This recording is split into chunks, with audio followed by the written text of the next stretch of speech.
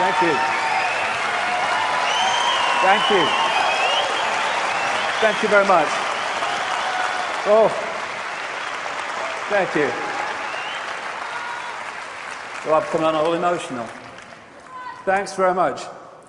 Yeah, it's been a heck of a journey, and my God, there's still a long way to go yet. I ain't finished yet, the old guy. And thanks for coming to Wembley. First time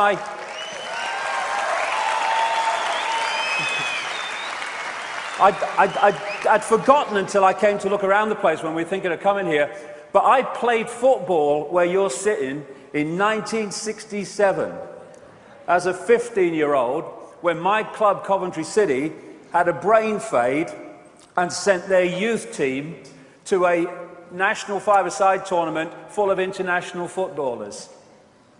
And they used to call me Cinderella because I kept missing the ball that night, you know what I mean? And we played Manchester City. Younger people might not remember them. They were great stars at the time, Mike Summerbee, Colin Bell, and many others. And they beat us 3-0. And I still can't remember seeing the bloody ball and where it went. So first time I came here, we got beat 3-0. I hope for a score draw today on a very much longer appearance than the few minutes in that game. Well, I say a lot longer. I'd like to thank you for coming to Wembley. I'd like to thank everybody around the world watching this. But really, I'm not going to keep you long because I've really only got one thing to say. There it is. All the world is mad. Thank you very much, ladies and gentlemen. Thanks for coming. Hope you've enjoyed it. Well, I'll put a bit of detail on it, but pretty much that's it. And you know what? One of the great breakthroughs is when you realize, as you awaken, it's the world that's freaking mad, not you. That's the breakthrough. And so we have, I love this, I tried being normal once, it was the worst 5 minutes of my life. And if you're considered sane and credible and normal to a world that is insane, then you've got a problem. So, welcome to the crazy ones today, to Wembley and from around the world. As Krishnamurti said, it is no measure of health to be well adjusted to a profoundly sick society. And this great guy, Frederick Douglass, a great campaigner in America against slavery. I prefer to be true to myself, even at the hazard of incurring ridicule, don't know what that's like, rather than to be false and incur my own abhorrence. When it is uncomfortable, when it is unpopular, even when it is dangerous to speak the truth, is precisely the time that truth should be spoken. And this is precisely the time. And it's very easy. It's a great saying, this, not mine. It takes nothing to join the crowd. It takes everything to stand alone. That's when the true self expresses itself. And standing alone also in a world of clinical insanity. When crazy is the new norm. And if you're not crazy to the system, then you are not playing the game of the system. And it takes some standing up with all the tidal wave of pressure to conform. And that's an image you're going to see quite a lot of. Because this world is mad because it's run by crazy people. Not only people as we would perceive human people, it is run by crazy other kinds of people in other kinds of dimensions. And what you have is these crazies, this force of crazy, which is operating behind the scenes where no one sees it, and anyone mentions it, you're mad, they don't exist, and putting up front, out in the world that we see, are more bloody crazies. We call these people politicians, for instance. Crazy people who think that pepper bombing cities of civilians is protecting them from violence. Did I miss something? There's Hillary, another one of them, another crazy, wants to kill everybody and maim and slaughter. And then, these are some crazies. These are the people that lend us money that doesn't exist and charge us interest on it. But who's crazier than them? We stand for it! Enough! Enough of standing for the crazies! We have doctors who are arbiters of life and death, health and ill health, who don't even know what the human body is, never mind how it works. Mind you, the drug companies will tell them that's enough. We have babies in their first 18 months of life with their immune system still developing, being hit by a tidal wave of poison and shite. And the world isn't crazy. We have teachers telling young people to believe what they were programmed to believe and what they must teach if they're going to keep their job in a state-imposed curriculum dictating what's right and wrong, historically true, and all the rest of it. So we turn out young kids, bright wonder of the world, this new world they're in, bright thinking, imaginative kids, and we put them through a sausage machine and turn them out the other end. And I tell you what, the very fact that so many young people are waking up and seeing the system despite going through this shows the power of consciousness over programming.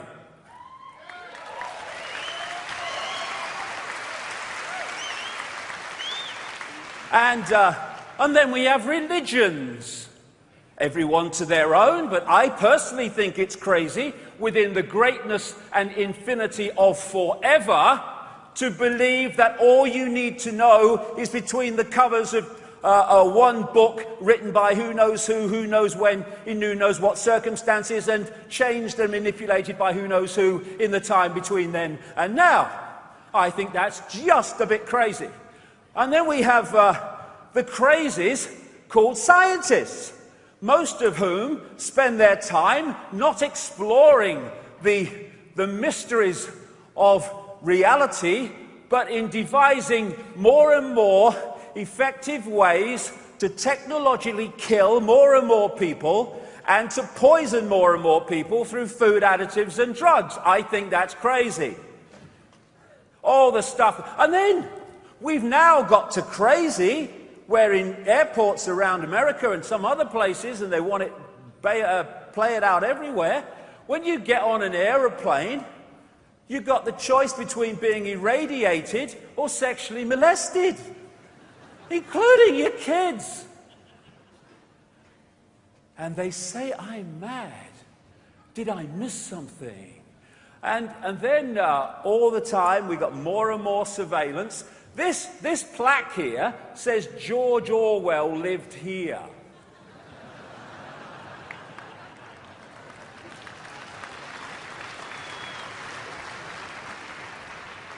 And now, do you see that story the other week? More than 200 schools in Britain have got surveillance cameras in the frigging toilets and changing rooms. The world, crazy is just not the word. Have you come across these Intelli streets? They're now introducing them. Intelli streets, they have not only the ability to bark out orders to you through the technology involved, but they can not only listen into your conversations in the street, they can record the buggers. And then they've got all this kit in the sky. We have legislation now in America, land of the free, where the president can and the military can arrest anyone they want and keep them without charge or trial or public evidence when they think they are a suspected terrorist. Who decides that? The people that and arrest them. And then we have Mr. Nobel Peace Prize. I collapsed once in a hotel room, and I woke up, I wondered what the hell was going on, and I got my kind of mind together, and I thought, what happened? And I thought, well, the telly was on the news, and the last thing I remember hearing on the news was Barack Obama's won the Nobel Peace Prize, and then it all went bloody black. I mean, mind you, Nobel, what did he do? He made explosives or weapons, I guess, you know, topsy-turvy world. And now he can sign lists, does all the time, and then they go and kill people, including American citizens, without anything in terms of a judicial process. And this is the craziest thing, isn't it? The biggest terrorists on planet Earth live in the political centers of power, like Downing Street and Washington. The biggest terrorists on Earth have the nerve to run a war on terror. All they need is a friggin' mirror. This wonderful, wonderful picture. You talk to people through your life. How many people want war? How many people want to see people slaughtered? Some morons, yes, but how many? Very few compared with the population. We don't want war, but we have them.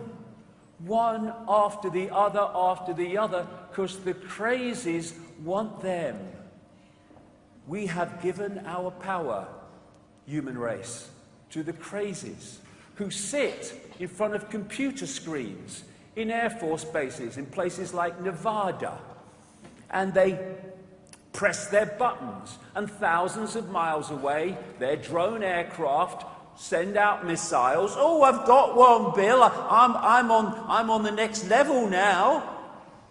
And this is what's happening at the other end. Thousands of civilians being killed.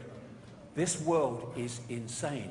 We have, because of cold, calculated recruitment over a long period of time now, an increasingly brutal police force.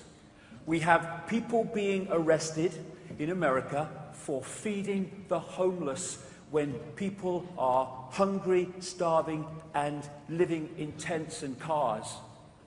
What will I grow up to be, Mummy? That's a bloody question worth asking when we look at where we are compared with where they want to take us. The future is here.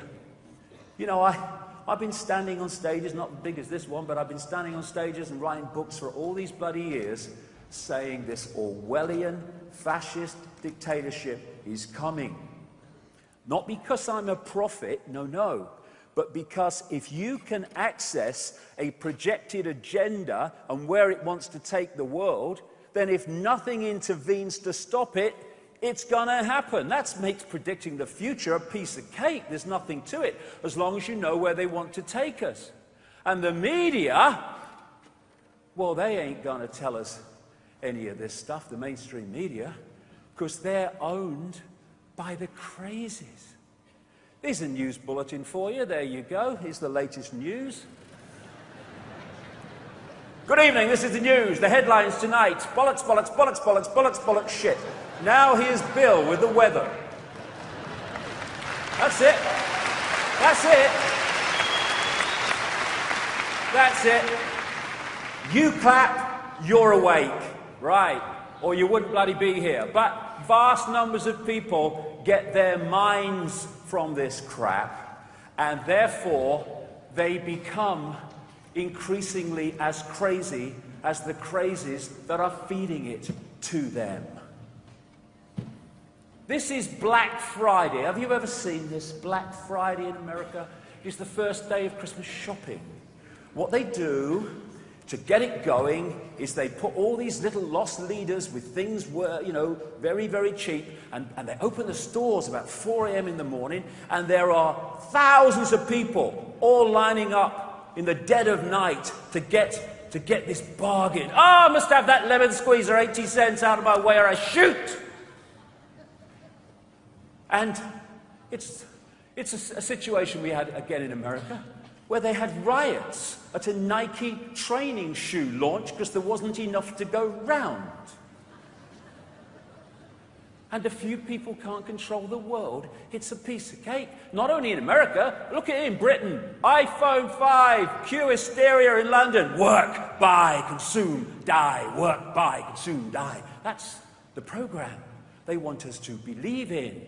And so, while all these diversions, in and of themselves, a little bit of pleasure, as long as you keep the peripheral vision, it's all right. But when they take your entire focus, these are hiding the peripheral vision where the real deal goes on. And they make people like flies or moths round a light on a porch. They're so mesmerized by the diversion, they don't see the guy creeping up behind them with a swatter to smack them on the arse. That's where humanity is. Oh, come on, X Factor's on. Oh, that's good. Oh, there you go. Price is Right's on. Oh, there you go. And it's gone on, generation after generation. So there is a connection here, a connection across the generations of the human family in all its glorious expressions that has been keeping us in a hypnotic trance, believing total bollocks, believing it to be real, and to believing that slavery is freedom. Slavery, it works better when you don't tell them. I'm not a slave. What time you got to get up in the morning? Well, I have to get up at 7:30. And then what are you going to do? Well, they have to go to work. And on it goes. And even with all this evidence, large numbers of people still look at the world and say, it looks all right to me. It looks fine to me. John Lennon said, when I was 5 years old, my mother always told me that happiness was the key to life. When I went to school, they asked me what I wanted to be when I grew up. I wrote down, happy. They told me I didn't understand the assignment. And I told them they didn't understand life.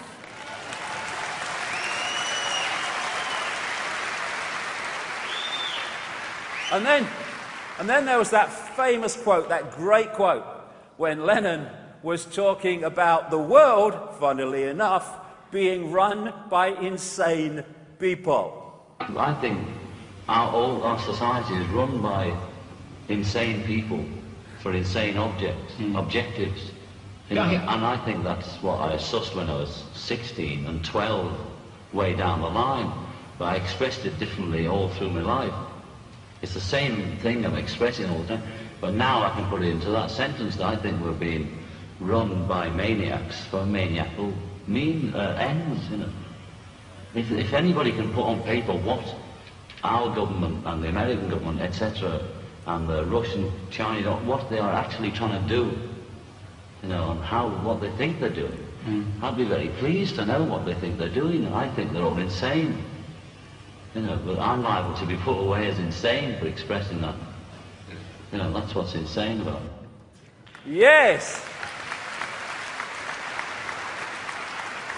And then there's the one word with a question mark that has been my guiding light this last nearly quarter of a century. Why? Not only is the world crazy, not is it run by crazy people, why? Why? To what end? And to understand that, it takes one heck of a lot of work. Because this is not about one subject. As you'll see today, it's why it's going on all day and into the night. It's not about one subject. It's about connecting dots, putting puzzle pieces together that on the face of it have no connection. But put them together and whoa, the picture becomes clear. What the system wants is for us to focus entirely, if they can get away with it, on a dot. This might be your football team, your career, your family. Nothing wrong with them in keeping with lots of other things, but I'm talking about focus. Focus on whatever takes your focus. Endless things do for endless different people. Because when you're focusing on something, you're not seeing the peripheral vision. It's all right focusing on something, but being aware how it connects into the greater picture. But if you're only there, you're a manipulator's party trick, because the manipulation's going on in the peripheral vision you're not seeing. And you can look at dots, society's dots, this banking scam, this political scam. They're putting this shite in our food and the water. What about them chemtrail things in the sky? What's going? They're all dots. But you connect them and bingo, the picture becomes clear. It's an elephant in the bloody living room. And that elephant in the living room is that there is a multi-level conspiracy, a multi-dimensional conspiracy to enslave humanity in a fake reality based on focusing people almost entirely in the five sense of reality. And on one level, yes, and I'm going to go into this big time in section 3 today. On one level, yes, it's about the manipulation of the conscious mind world that we see. It's about the police state emerging. It's about vaccinating children, destroying their immune system. It's about the microchip agenda, and all this stuff goes on. But you go deeper, and you find that behind the world we see is a world that we don't see, which is fundamentally manipulating the world that we do.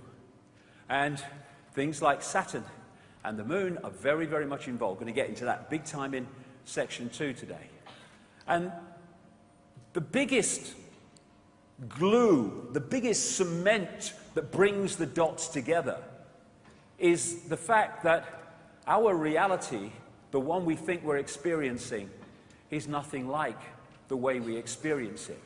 This is the big one, because if you are researching the conspiracy and you don't see how it connects into the illusory nature of reality, you're never even going to enter the rabbit hole, never mind get deep into it. You're just going to walk around the edge.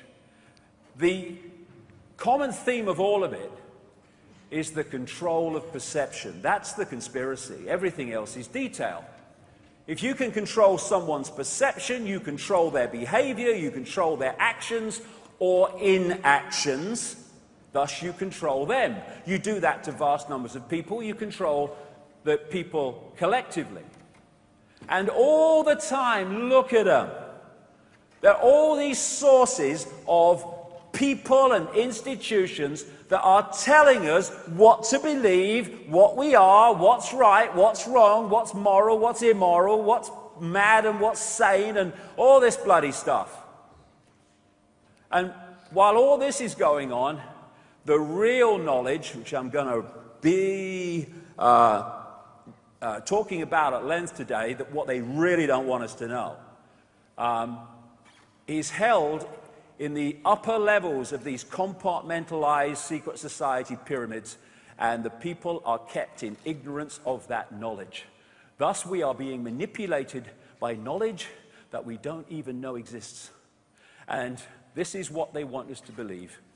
I have no power. That is the perception of perceptions in the desire of the control system.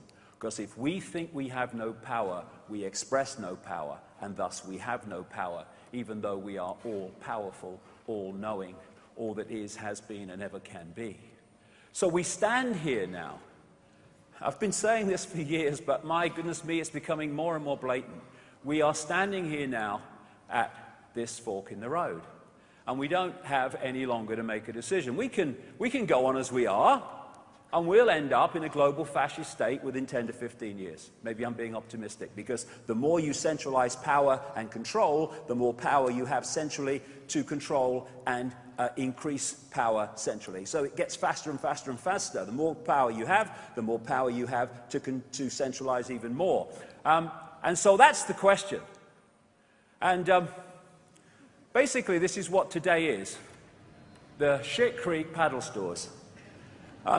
Because, you know, there's going to be some challenging information in section 2 and 3. And I hear some people who kind of New Age type people, and they say about people like me, they say, he's negative, shut him up, he's negative. And I think, well, okay, is truth negative or is ignorance negative? Well, truth's positive. Well, so if what I'm putting across has validity, it cannot be negative. Things that are happening and we need to know are happening are not negative, no matter how unpleasant they are. Ignorance of them is negative because that's how we got into this position. So,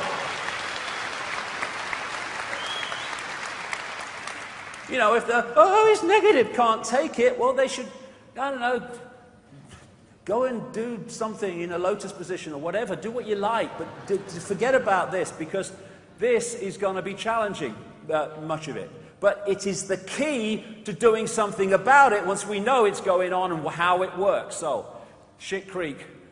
But things are changing. Things are changing. Things are changing. People are starting to wake up and see it on a scale never before. We've seen the Occupy protests, and that's great. People are identifying this 1%. Actually, it's probably 0.1% if you get the real deal. And they're seeing this disparity. But as it goes on around the world, what those people have got to understand, I would suggest, if we're going to deal with this, is just how deep the rabbit hole goes. Because if you're only challenging something here, and you're not getting to where it's actually coming from, you're not going to change it. You're just going to get more and more frustrated. And if we're going to find out how deep that rabbit hole goes and where it's coming from, and thus where we can change it, then we've got to ask big answers or big questions, and therefore get big answers. We don't tend to do this. We tend to ask when the football's on, we also tend to ask this and that, and what time the game show's on, but we don't ask the big questions. Big questions. Who are we? Who are we? What is a human or beyond human? Where are we? What is this reality? What is it? Why is the world as it is? Why is the world run by maniacs for maniacal reasons? These are the big questions, and you start to get big answers. The establishment institutions of science, education, media are not going to tell you, because the crazies control them. And when you open your mind, and you open your heart, and you go where that takes you, you realize that this physical world is an illusion. As the great American comedian Bill Hicks said, all matter is merely energy condensed to a slow vibration. We're all one consciousness experiencing itself subjectively. There's no such thing as death. Life is only a dream, and we are the imagination of ourselves. And what a great quote that is. And if I could put the conspiracy in one sentence, it would be the manipulation of the imagination of ourselves, which is what? The manipulation of our perception. And when you realize the illusory nature of the world, you also realize how easy it is to manipulate people to manifest the world that which is manipulated, the perception, wants you to create. I mean, these are just a few kind of tricks that trick the brain into seeing what's not there. I love that line, optical illusions. They're great for throwing off drunk people. And these are all on a flat pavement. There's no three-dimensional nature to them, but the brain is tricked into seeing what isn't there. Same with that. That clearly is not there, but the brain is picking it up that it is. These lines are actually straight, but the brain can't decode it that way, so we don't see them as straight. Some people will see that as a glass, some people will see it as two faces looking at each other.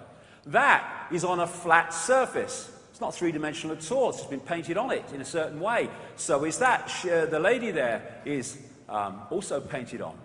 And it just tricks the mind. So does that. It's so easy. And these are simple, simple examples. Now imagine if you in the deep shadows know how reality works and how we're decoding it, you have the knowledge to manipulate what we decode, believing it's real, much deeper than just these simple illusions. Einstein said, reality is an illusion, albeit a persistent one. And after 25 years nearly of researching this in nearly 50 countries and all the rest of it, and I've been saying this for years now, as many people will know, I say that that illusion is persistent because we are living in a virtual reality universe. And it was only this very week that I picked up a paper, and after I've been saying this for years and years and years and years, and found that these physicists say they may have evidence that the universe is a computer simulation. Hallelujah. Keep going, guys, because it bloody well is. And it explains so much about the world that we are experiencing, as I'm going to get to in detail. Now, when you look at, video games and stuff like that, and computer simulation games today, they're getting closer and closer to the reality we're actually experiencing. This is the guy's real face. This is his virtual face. And more, we're having training films and video games that are getting closer and closer to the reality that we're experiencing. Here's this guy. They train bloody parachutists. Hello, sir. I'm just landing in the desert. And it seems so in the best of them, as it seems so when people do it in this one. And people are learning to fly overwhelmingly through their training on simulation technology. Some hospitals are using virtual reality technology to change dressings in burns units because the virtual reality affects the experience, i.e. the experienced reality of the patient, to the point where they don't feel the pain anything like as much. And in these more sophisticated computer virtual reality games, then what are they doing? They're hacking into the five senses. That's what they're doing. Hacking into sight, hacking into touch.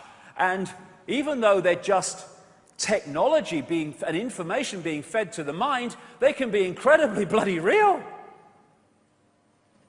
This one is incredibly bloody real. And what are they doing? They are hacking in to the five senses, hacking into a system through which we create this reality. The body is what I call a biological computer, and the senses pick up vibrational information, they turn it into electrical information fed to the brain, and the brain then constructs reality based on that information. And all that virtual reality games are doing is hacking into it and feeding different information for the brain to decode into an experienced reality. Now, what if that was happening here in terms of this, which I'll get to in section 2? The reason they can connect the brain to computers and have interaction is because they're connecting two computers, one fantastically more sophisticated than the other, but the principle is the same. The five senses are just a decoding system.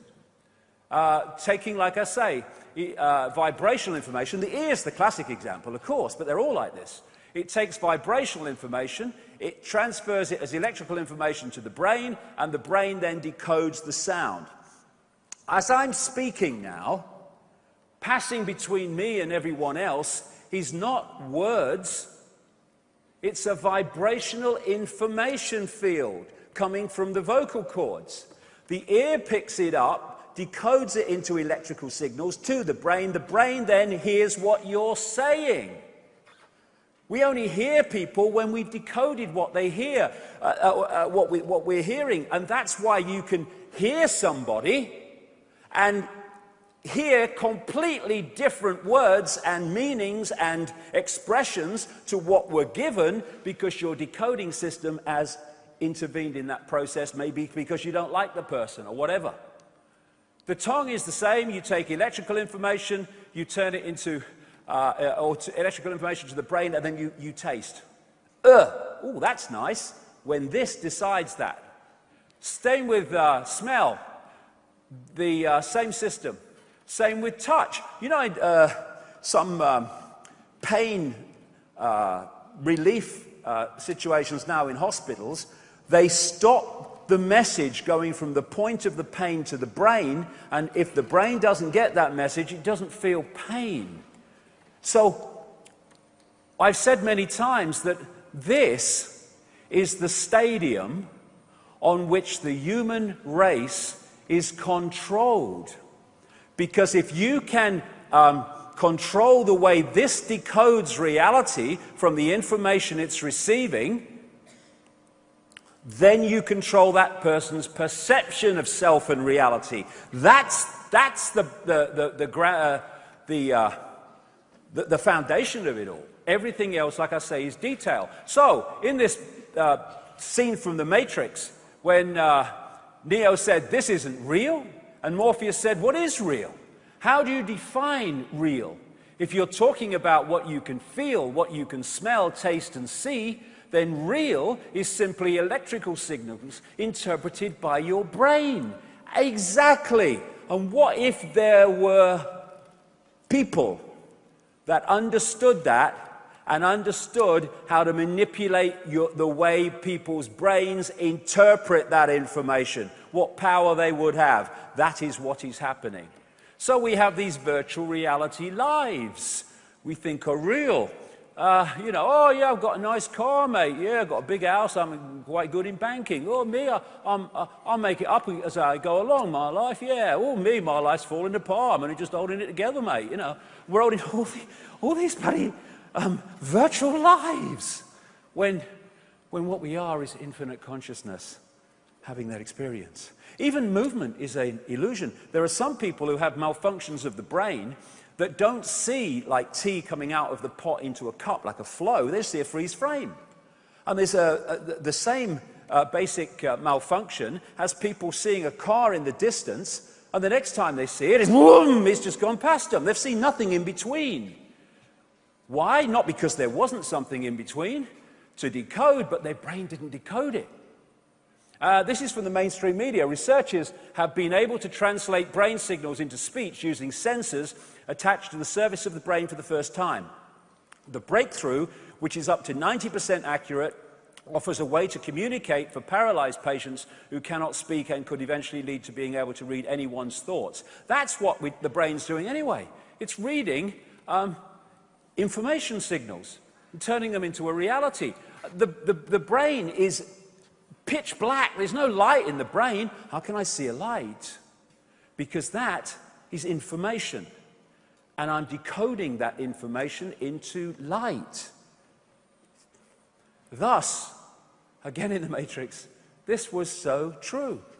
When the child said, "There is no spoon. It's not the spoon that bends. It is only yourself."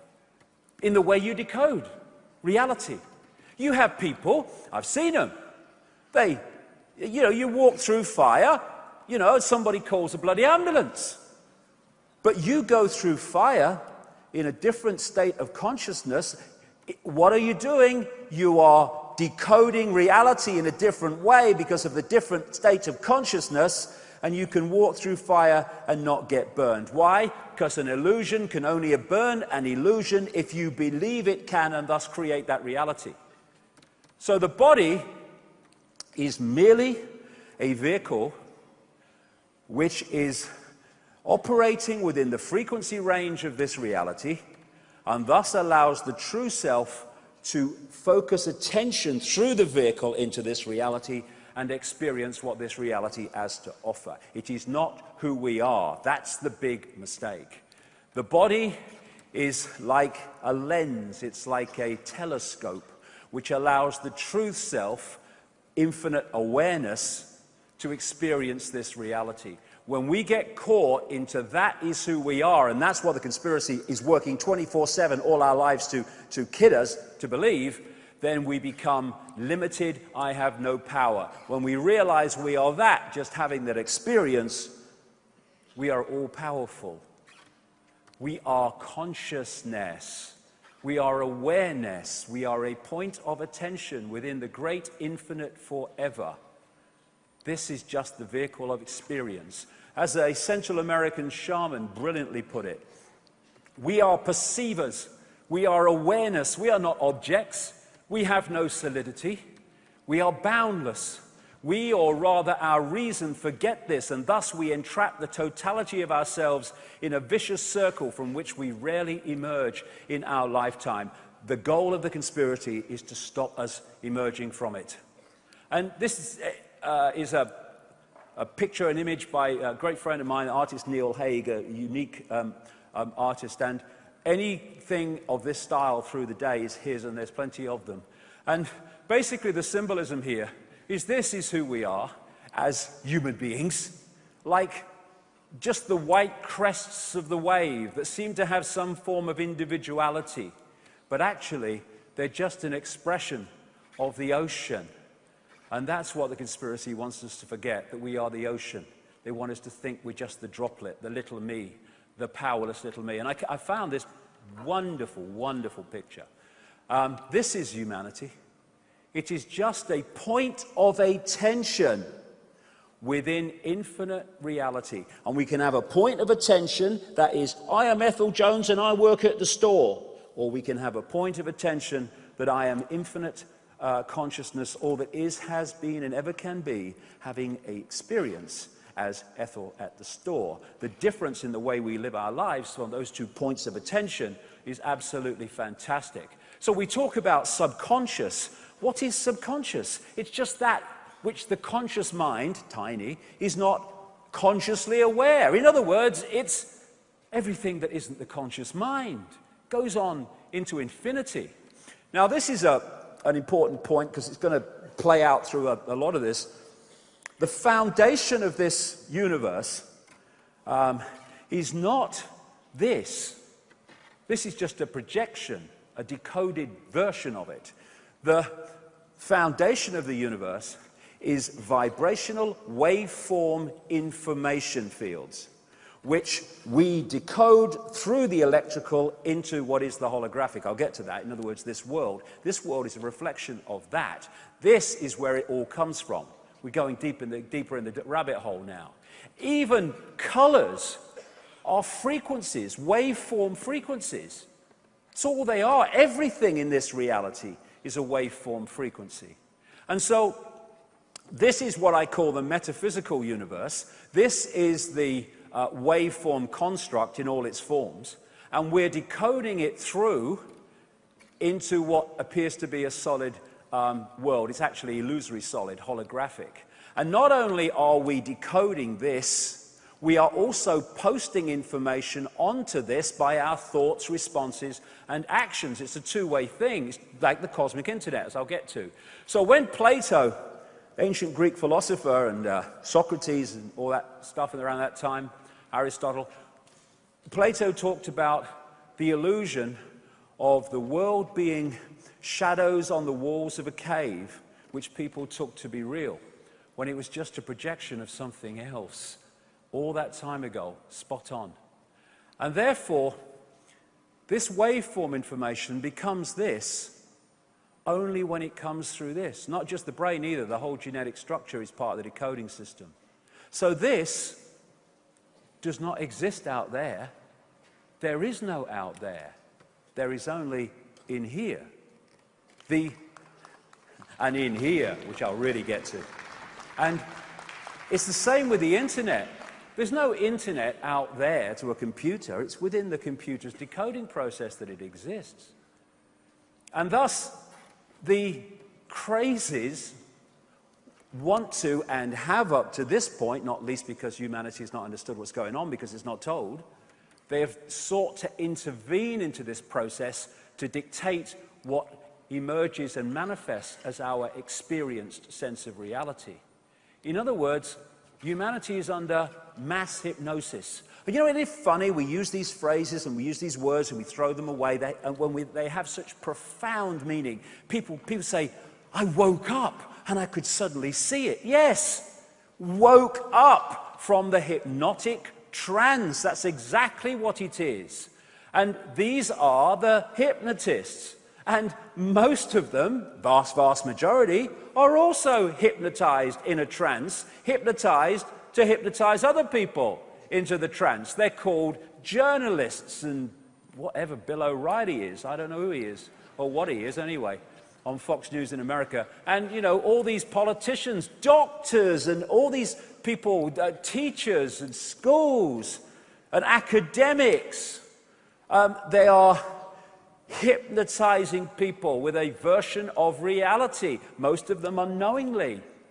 And this is where all this comes from. All these sources of, you must believe this is credible, this is not credible, are all hypnotic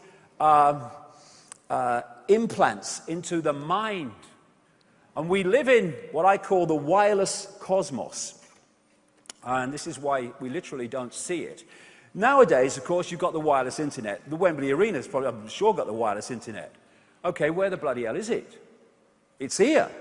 I could get this computer here, and I could log it in, and in the middle of this stage, with no wires attached to it, I could log into a worldwide reality, a collective reality that can be picked up in South Africa, America, Britain, in Russia, everywhere that it's available. And that's what we are doing through the body computer. We are picking up information from the cosmic internet, as I call it, and we are decoding it into a experienced reality. And what we decode from it and what we don't decode from it is dictated by the way our decoding system works, and that is immensely dictated by our sense of perception. So what is the internet? Well, people say, well, it's graphics and it's words and it's pictures on a screen. Well, yes, it is, but only on the screen. Everywhere else, it's electrical circuits and all this stuff. Okay, what's TV? Well, it's moving pictures on a screen. Yes, it is, but only on the screen. Everywhere else, it's electronic circuits, it's digital stuff these days, or it's the old frequency, analog stuff that's still around. That's what most of it is. Only on the screen is it that. Well, only on our screen is this. Any other time, it's a vast information construct. And because we're all decoding the basic same construct, that's why we see the same lights. That's why we see the same blue car passing. But what we think of that car, whether we like it or don't like it, or the rest of it, is our unique spin on that collective virtual reality game that we're experiencing. Now, I make the strong difference between what I call body-mind. This is so important to the conspiracy as we go through the day. What I call body-mind and what I call consciousness. Body-mind to me is the body and the lower auric field mind that operates in this reality, basically. And this consciousness is the greater self operating beyond this reality, with therefore a very different view of this world from its perspective of attention. And of course, if you were on the internet and your consciousness, symbolically the guy with the keyboard and the mouse, had control of the computer, well, that's great, because you're deciding what websites you go to, you're deciding whether you like them or whether you don't like them, you're making all the decisions. But what if this became detached from that, and that went away on its own, making its own decisions, deciding where it's going to go and what it thinks of it? Suddenly this is banging the keyboard and tapping the mouse, nothing happening. And that's what the conspiracy is about. It's isolating body-mind, that which is having the experience, from the greater self. That's why we live in a society that's entirely about attracting and controlling and hijacking the attention of the five senses. And, of course, everything is one. We'll get into this. Everything is one. But that one has multiple infinite possibilities and expressions. Thus, mind and consciousness are of the same substance, but they're not in the same state of perception and awareness. Consciousness can be symbolized as the ocean, and Mind, still the same as the ocean, in water in this symbolic case, but it's much denser, much more limited in its ability to perceive. And this is where humanity is when this is what humanity really is. This guy, Ramana Maharshi, he left home. I don't recommend it, but if you fancy it, he left home at 14. He went to a mountain called Arunachala in India, and he meditated for much of the rest of his life. And in those deep states of meditation, he came to this conclusion: mind is consciousness which is put on limitations. You are originally unlimited and perfect. Later, you take on limitations and become the mind. The conspiracy must have us become the mind. Otherwise, we're uncontrollable. Einstein: a human being is part of the whole called by us universe, a part limited in time and space. He experiences himself, his thoughts and feeling, as something separated from the rest, a kind of optical delusion of his consciousness. Consciousness sees everything as one. Mind sees everything as apart from everything else. Where do you want people to be in terms of their point of attention if you want people in constant conflict, warfare, and divide and rule? Certainly not that. So, as I said, it's a great image by Neil Haig. I asked him to do it because I've had this picture in my mind for years of symbolically our situation in experiencing this reality. This is the true self, and this is the five-sense self that is basically looking into this reality and decoding it.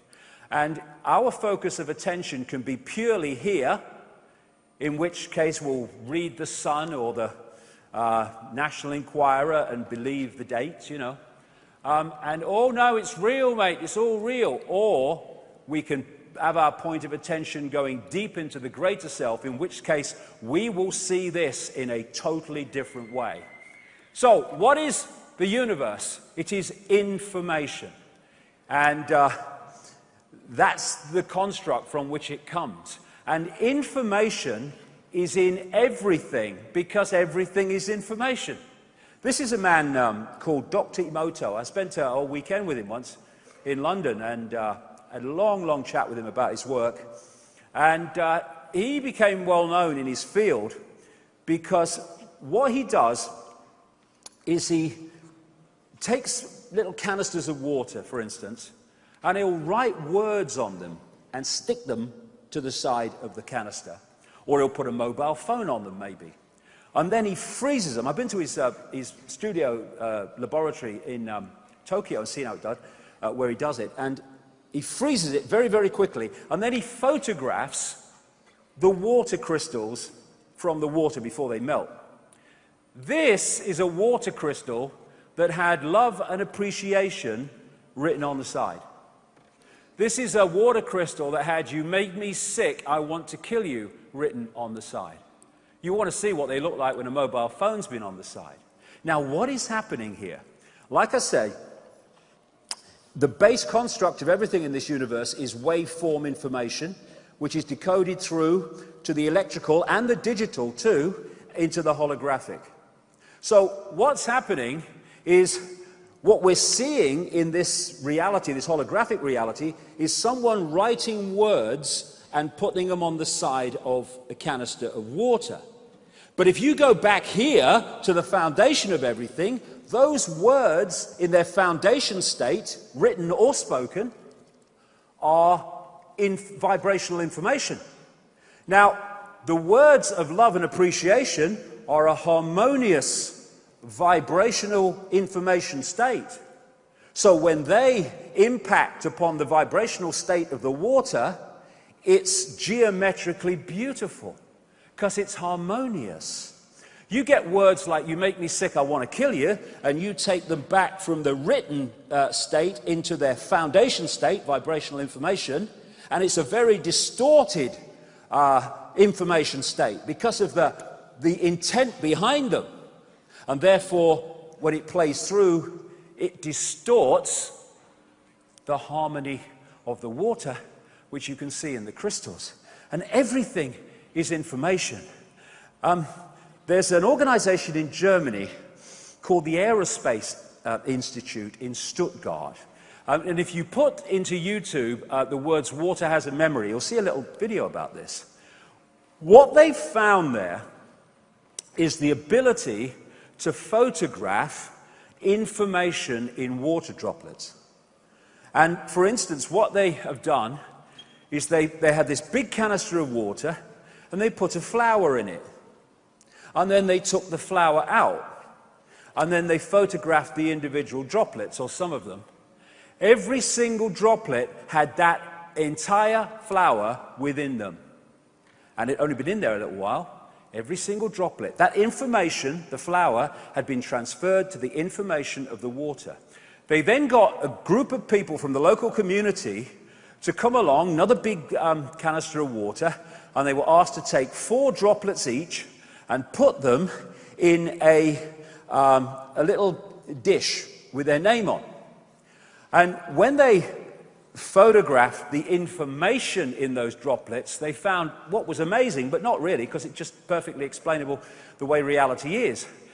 Every single one of the 4 droplets that each individual put into the dish of their own was the same virtually, but every 4 grouping was different. In other words, in the process of taking that droplet of water and putting it in the dish, that water had picked up the unique information state of the person doing it. That is the wonder, the amazing, breathtaking wonder of the world that we live in, that is kept from us. Now, that puts this in a different state. You ever come across that guy, Professor Richard Dawkins? He don't like alternative healing, and he don't like alternative versions of science and all that stuff. He don't like religion much either. And so what he would say about homeopathy, rubbish, absolute rubbish. How can you dilute a substance and dilute a substance so there's no substance left? How can it have any to do with healing? Ridiculous, mad. Okay, Dogma Dawkins, I call him. Dogma, let me explain something to you, mate. Yes, the substance is diluted and diluted until there's no substance. But the information remains, just like the information from the flower remained in the water after it was taken out. And it is the information that does the healing, because we are in an information universe. Distorted information, ill health. Harmonious information, good health. And thus, when we see fluoride in the water, and we see great oil spills in the Gulf of Mexico, we are seeing holographically what we see on the news. But take it back to its foundation, vibrational waveform construct, and you're looking at these substances massively distorting the information harmony of whatever they have polluted. The information construct of the planet is being distorted systematically for the reasons that I'll come to as the day unfolds. And therefore, when you are talking about everything being information, being awareness, then when you look at the holographic level, it might be a mountain, it might be a tree, a forest, or whatever, you're looking at something that is conscious. It's a rock. No, it's not just a rock. It's a rock here as we experience it, but go back to its vibrational waveform foundation, and it is an awareness.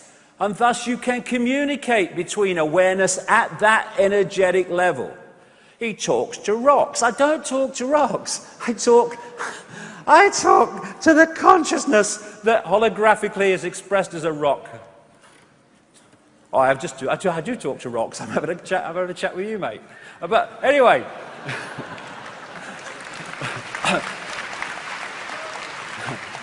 what is the universe? It's information, yes, but it's information decoding information. When you put a disk into a computer, the disk is information. And it's decoded by another form of information called the computer.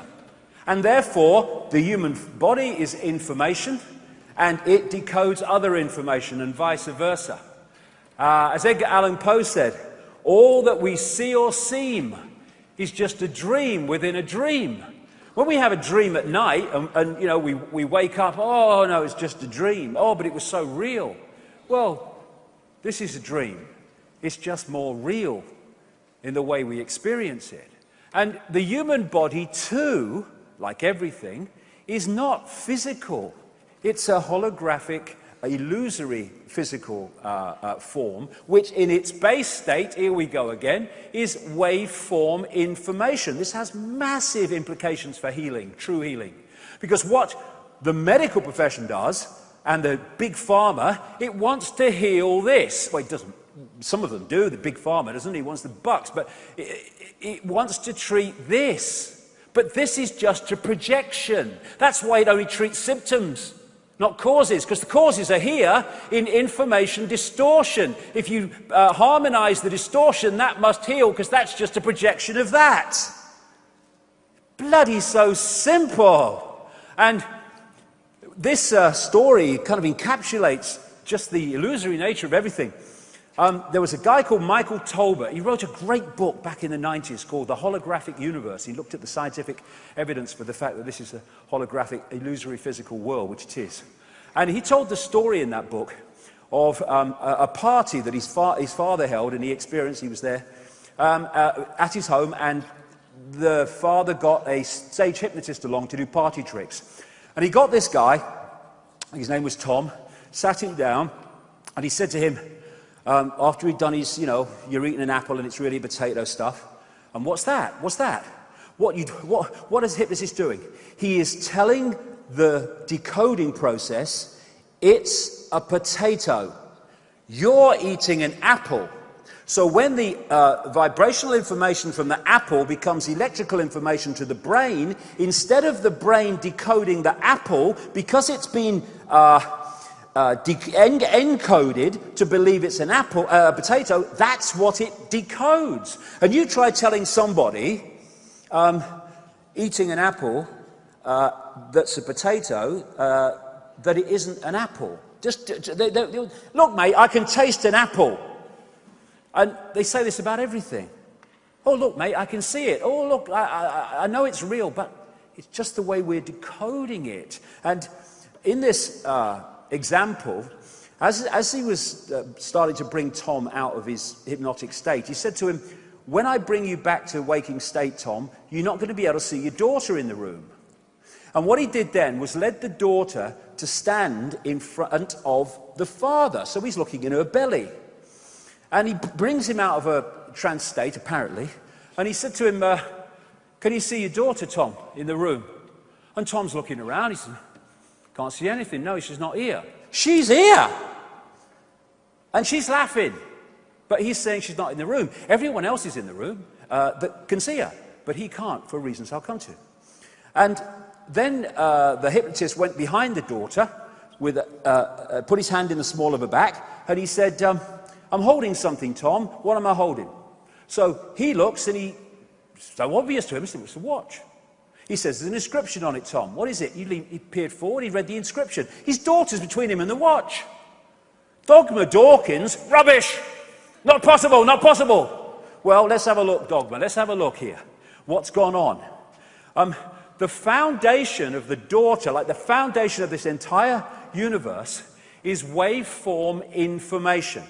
And if the father does not decode the waveform level of the daughter into holographic reality, she does not exist in the reality of his conscious mind, because he's not decoded her into that level of reality. Everyone else in the room can see her because they've not had the hypnotic blocking mechanism put in there saying, you're not going to be able to see your daughter, Tom.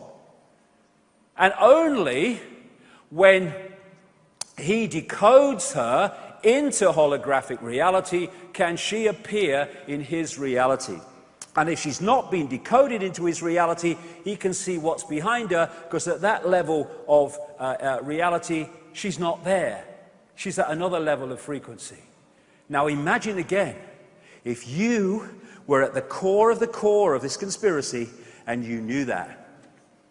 And you controlled the media, and you controlled the television, and you controlled the education system, and you controlled all the sources of information that people receive in the mainstream. You could make them perceive and decode almost anything you wanted. So the world is not outside of us. It just appears like that. I grant you it does. But it's not. It's illusory. It's within us. Within us, that's where we are decoding reality. And this is the key. This is the gateway. This is the gateway. The doorway out of the prison. I'm going to go into this very, very deeply as we go through the day. The power of the heart. We think of intellect, the brain, that's a very low level of awareness. This is the real level of awareness that connects us beyond the world of the illusion into the greater ocean of awareness, the greater love, intuition. This is where intuition comes from. We don't say, oh, I just intuitively feel, do we? We go, I just intuitively feel. We're doing the body language and we're indicating where this is coming from. And it is innate intelligence. It's not, I've been to university and I've remembered all these things, what dogma told me, and I've passed my exams. That's not intelligence, that is memory, overwhelmingly. This is true innate intelligence, knowing, not thinking. And I'm not just talking about the heart that pumps the blood. I'm talking about this heart vortex, which is the spiritual heart, which opens us through into the greater ocean. If we open it, if we don't, it shuts us off from the greater ocean. There's an organization in America called the Institute of Heart Math, which does a lot of research. Its whole kind of focus is on the power of the heart. And it points out that the most powerful electromagnetic field in the body is the heart. There are more nerves going from the heart to the brain than coming the other way. And they found something else in their research, that if the heart and the brain and the central nervous system are in coherence, electromagnetic harmony coherence, the person goes into a completely different and much, much higher level of consciousness and awareness. If that coherence is broken with incoherent resonance, then you come out of that high state of consciousness into a lower state of consciousness. I've just described one of the greatest mechanisms and goals of this global conspiracy, because this is the heart resonance, coherence, when people are in a state of appreciation, of love. This is their incoherence when we're in a state of frustration, of fear, of anger, of resentment. And look at the society that we have had structured for us by the crazes that run it. It is a factory, a global factory of all the emotional states that knock us into heart incoherence and thus hold us down in a lower level of consciousness. That's why it's done. The Institute of Heart Math said this: there is also new data suggesting that the heart's field is directly involved in intuitive perception beyond mind through its coupling to an energetic information outside the bounds of space and time. Yes, outside the walls of the illusion. Thus, they want heart-closed people so that we do not breach the walls of the illusion and stay within it. That is why they have structured society as they have, and in section 2 I'll explain all that in detail. So, the idea is to hold us here and keep us detached of an awareness and an influence from that. Now, one of the great things about doing what I do is when you come across other people's research in various disciplines and various specific areas, and it fits into what you're doing perfectly. And this is an example. Cosmic communication. There is now a whole area, and a fast emerging area, of research of the universe, which is basically given the heading of the electrical universe. Two of the great pioneers of it are Wallace Thornhill and David Talbot. And David Talbot will come up in relation to something else later on. And this is a great book. I don't think it's very easy to get. I didn't find it easy anyway, but it's a really great book. And it is explaining the electromagnetic nature of this universe with brilliant supporting evidence. Now, we are aware of the electricity in the atmosphere when we see lightning. What most people don't realize is when lightning has happened in the lower atmosphere, it actually continues up under different names like elves, sprites, tendrils, right out into beyond the Earth's field into the cosmos. And it's funny, mainstream science seems to think there are no electrical phenomena, but they say there are electromagnetic phenomena out there, and you can't have electromagnetism without electricity. Even someone who never took an exam in his life and left Crown Hill Secondary Modern in Leicester in 1966, something like that, at the age of 15, I can see that don't make sense. Things like tornadoes are fast-rotating electrical fields. That's why they appear so often when there are electrical storms in the atmosphere. The northern lights are electrical phenomena. The galaxy is moved by electrical forces, and as it moves, it itself is like a disk motor, creating other electrical forces. And this is what they say in the book, Electric Universe. The electrical force is about 1,000 trillion times more powerful than gravity. And it's clear when you look at it that it's not gravity that holds things together and holds planets in their orbits. It's electromagnetic forces, which will become very significant in stage 2, part 2 today, because if the planets of bodies are held in their orbits and held in some form of stability by electromagnetic forces, then anything that distorts those forces is going to cause those bodies to go walkabout, which has happened in this solar system in relatively recent times, which I'll get to that later. Now, this is mainstream science. 99.9%, 99 in fact, of the universe, the visible universe, is plasma. And plasma just happens to be the virtually perfect medium for electricity to pass through. One of the researchers into the electrical nature of the universe said, in the laboratory, plasma exhibits a lifelike ability to self-organize and to cope with the stresses of its electrical environment. Why can it lifelike self-organize? Because, like everything else, it is an expression of consciousness. It is an awareness. The thing about the electrical universe advocates is that they can replicate phenomena in space, in the universe, in the laboratory through things like the plasma focus device and things. Mainstream science can overwhelmingly not replicate their version of what's happening out there or why it's happening.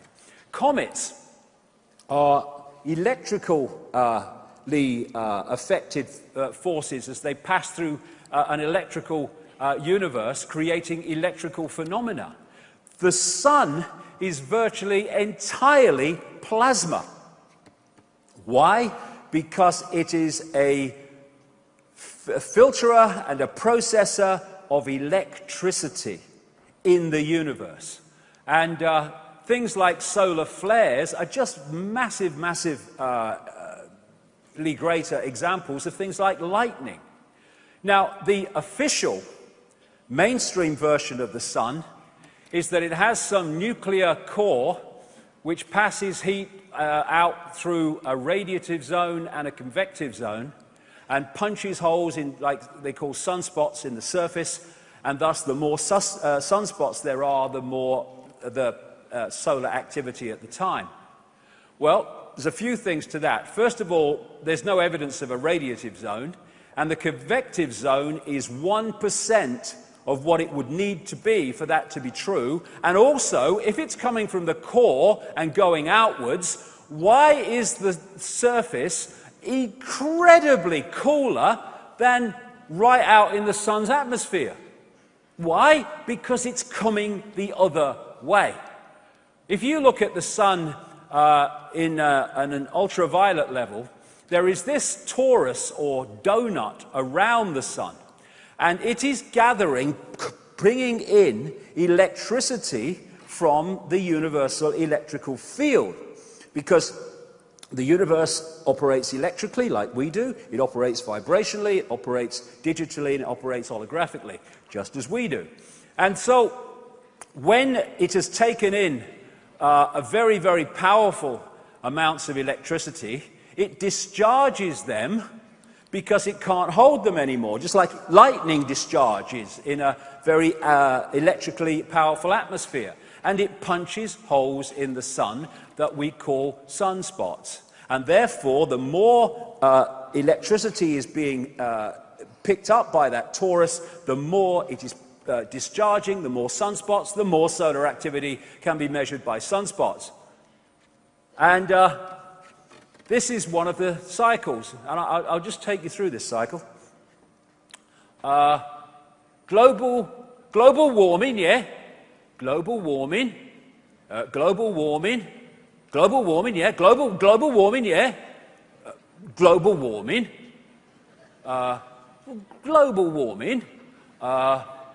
Climate change, climate change, climate change.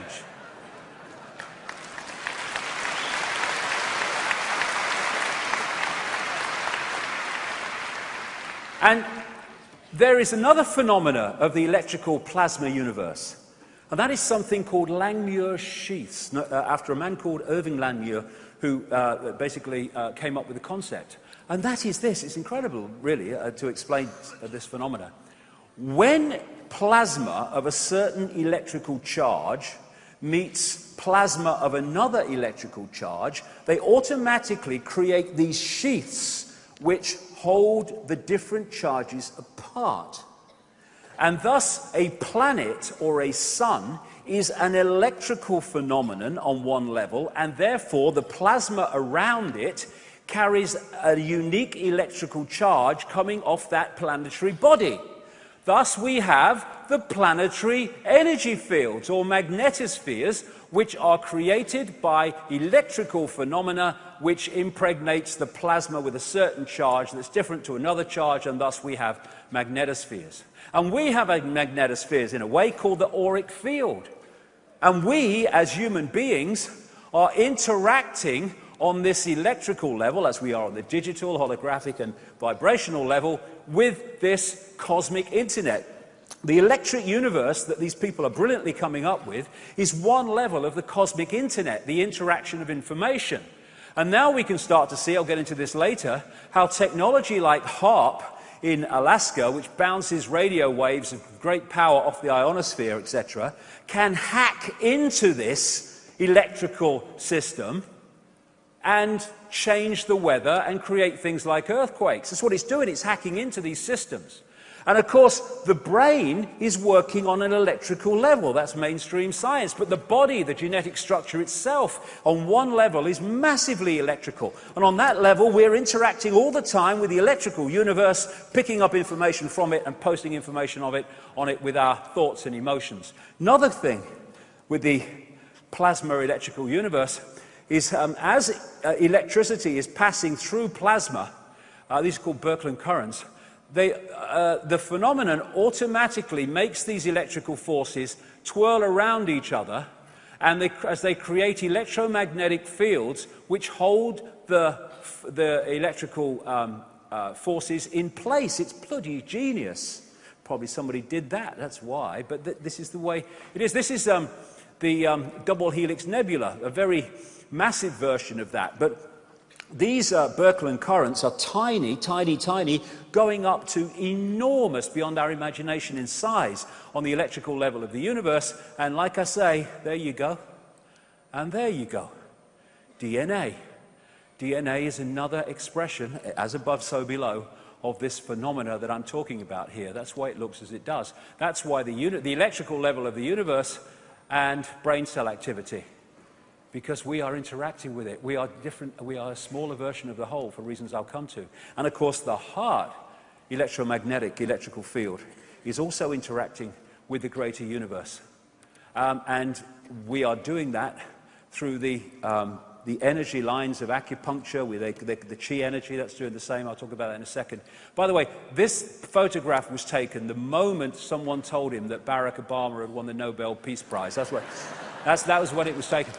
But, and of course, the Earth is also interacting with the greater field. This is what ley lines, meridian lines, the lines of force are, that interpenetrate and go all around the planet, and where lots of them cross, massive vortexes appear. And it was at those places that the ancients used to put their great standing stone circles, because these were places of communication, transmission and receiving information. That's why they used crystalline rock, for that reason. And if you look at the animal world, they haven't been to school. They don't watch the BBC and all that stuff and Fox News. Therefore, they've not been desensitized from these greater connections as we have. This is what happening. We've been desensitized from them, so we lose an influence of them when we go into our little five-sense world.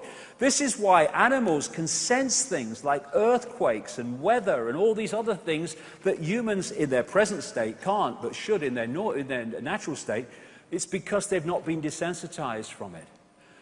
So, in terms of reality and the conspiracy that I'm going to expose on a massive scale today, we've been living a false identity. That's how they do it. They take infinite awareness, all that is, has been, and ever can be, and they turn it into Charlie Smith, who drives a bus, who identifies himself with Charlie Smith driving the bus. That's how they do it. They give us a false identity. It's a gigantic hoax. Hello, mate, how are you doing? Oh, it's all right. Kids are doing well. All right, what's been going on? I would have gone to university. Oh, really? They were good programming then? Yeah, I thought that was good. Yeah, that'd be all right. What about you, mate? Oh, my life's in a terrible mess. I don't know what I'm going to do. All that's going on. All that's going on. While him and anybody like them is infinite awareness. All that has been, is, and ever can be. That is the scale of the twisting, distorting of our sense of identity that this conspiracy has visited upon the human family. And this image indicates two things. First of all, the universe that we see, the created universe, the world of vibration and electricity and all that stuff. And then there's that, the real center of everything. Anyone that goes into deep meditative states, and I've been here using ayahuasca on occasion in 2003 in Brazil. Wonderful place that is. And what you do is you go beyond the senses, you go beyond the illusion, and you go into this place that mystics and people have talked about for as long as humanity has recorded itself. You go into a place of stillness and silence. And people think, again, everything is distorted, everything is upside down. People think of stillness and silence as nothingness, when what it is all possibility waiting to manifest. All that is, has been, and ever can be. What does that phrase really mean? It means all possibility waiting to manifest. That's where the heart takes you, when you go beyond the illusion. That's the true self. What we're experiencing now that we think is all of us is merely one tiny, tiny infinitesimal experience within all possibility. All possibility, that's what that is. All possibility, all potential is there, waiting to manifest. All that is and ever can be, all possibility. It's everywhere and nowhere. You can't have everywhere and nowhere, you've got to have one or the other. In all possibility, all that is, has been, and ever can be, you must be everywhere and nowhere, or you're not in a state of all possibility. Everything and nothing. You can't have everything and nothing. You've got to have one or the other. You must have everything and nothing in a state of all possibility. The no thing. People think, no thing. What can you hear? No thing. So there's nothing there because of the way we're manipulated to perceive reality. If we can't see it, touch it, taste it, hear it, it cannot exist. Well, they're just illusory creations. Okay. The silence is not nothing. It is nothing because it's all possibility, so it's nothing, but it's also everything. So here's all possibility in the silence and the stillness. And then I start to speak, and I've pulled one possibility, vibrational possibility, out of all possibility, and then I stop speaking and it goes back into all possibility to manifest in another way, in some other form. So we've lost and had twisted the state that is the core of us, still and silent, all existence. Everything else, form, is that which is created out of all possibility. They are some possibilities pulled into form out of all possibility. And these worlds are created by vibration. They can manifest audibly as sound vibration, but the sound is just a vibration. And these worlds work on different frequencies. So like radio stations can share the same space without interfering with each other because they're on different frequencies, so these worlds can share the same space without interfering with each other because they're on different frequencies. And only when they're very, very close is there interference and the possibility of crossover, and that will bring us to section 2 today. So this is cymatics. And what cymatics does is use sound, vibration, in different frequencies to create geometrical forms from particles which without the sound, the vibration, are just all over the place, random. Then suddenly there's a sound and woo, they move into these amazing shapes. This is how matter is created out of the void. This is as an example of it here. This is just sound moving particles around to create form, cymatics. And when they change the vibration, they change the created form. Going to be massively important in section 2, this.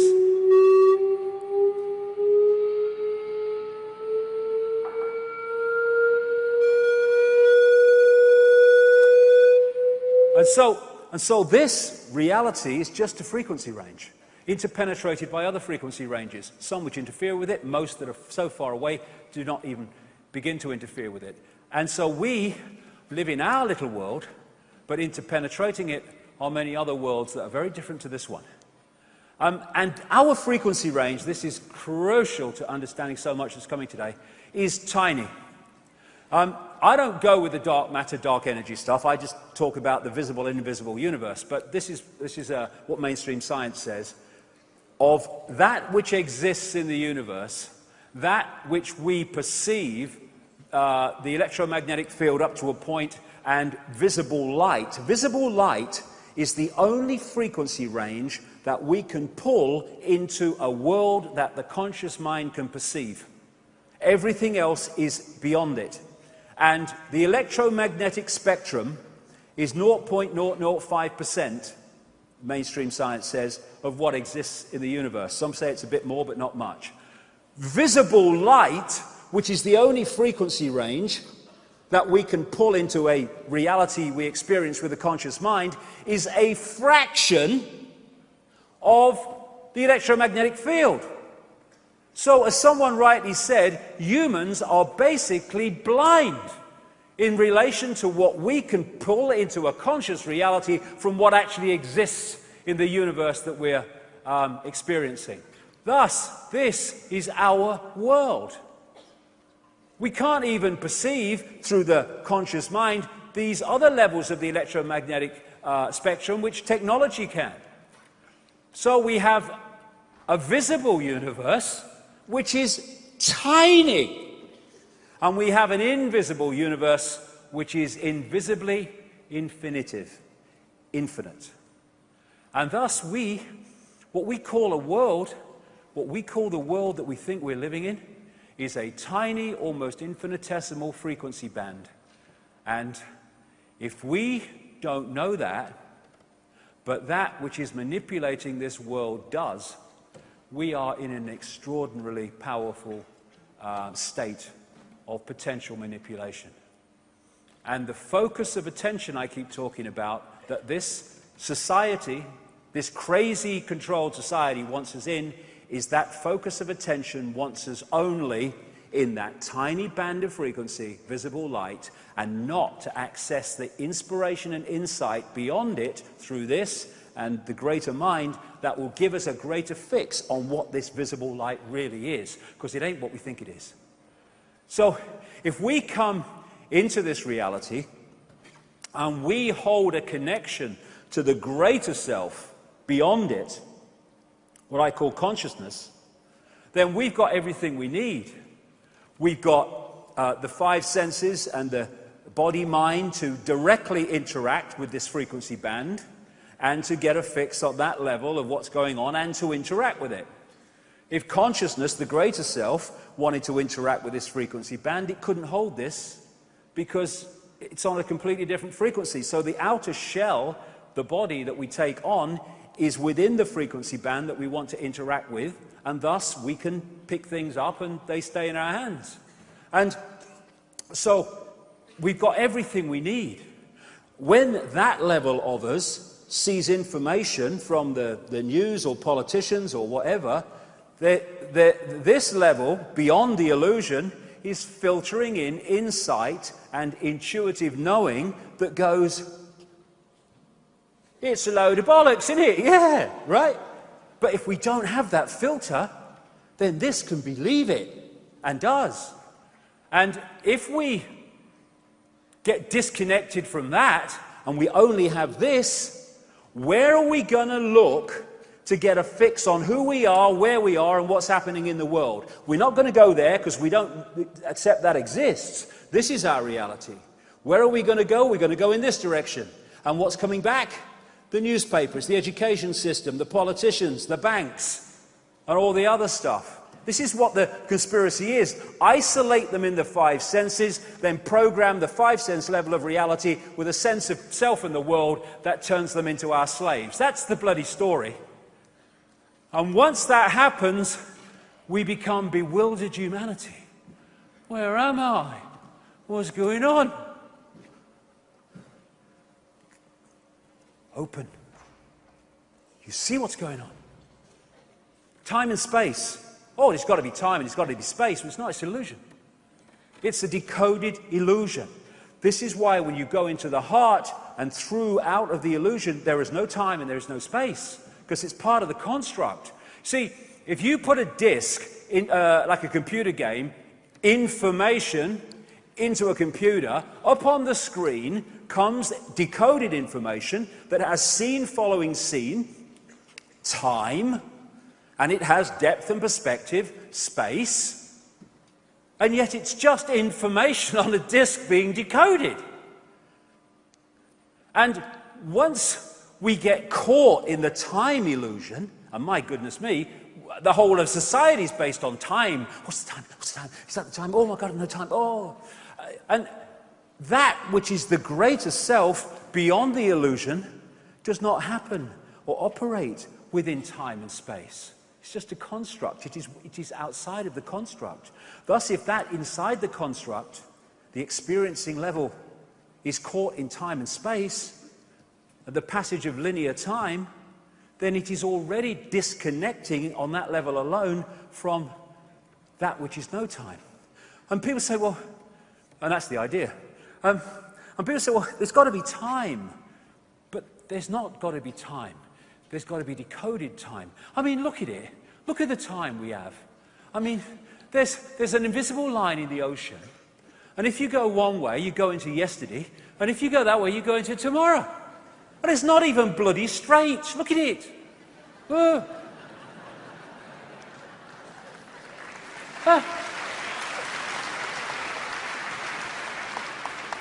Hello? Is that little island in the Pacific? Yeah. Do you want to be in yesterday or tomorrow?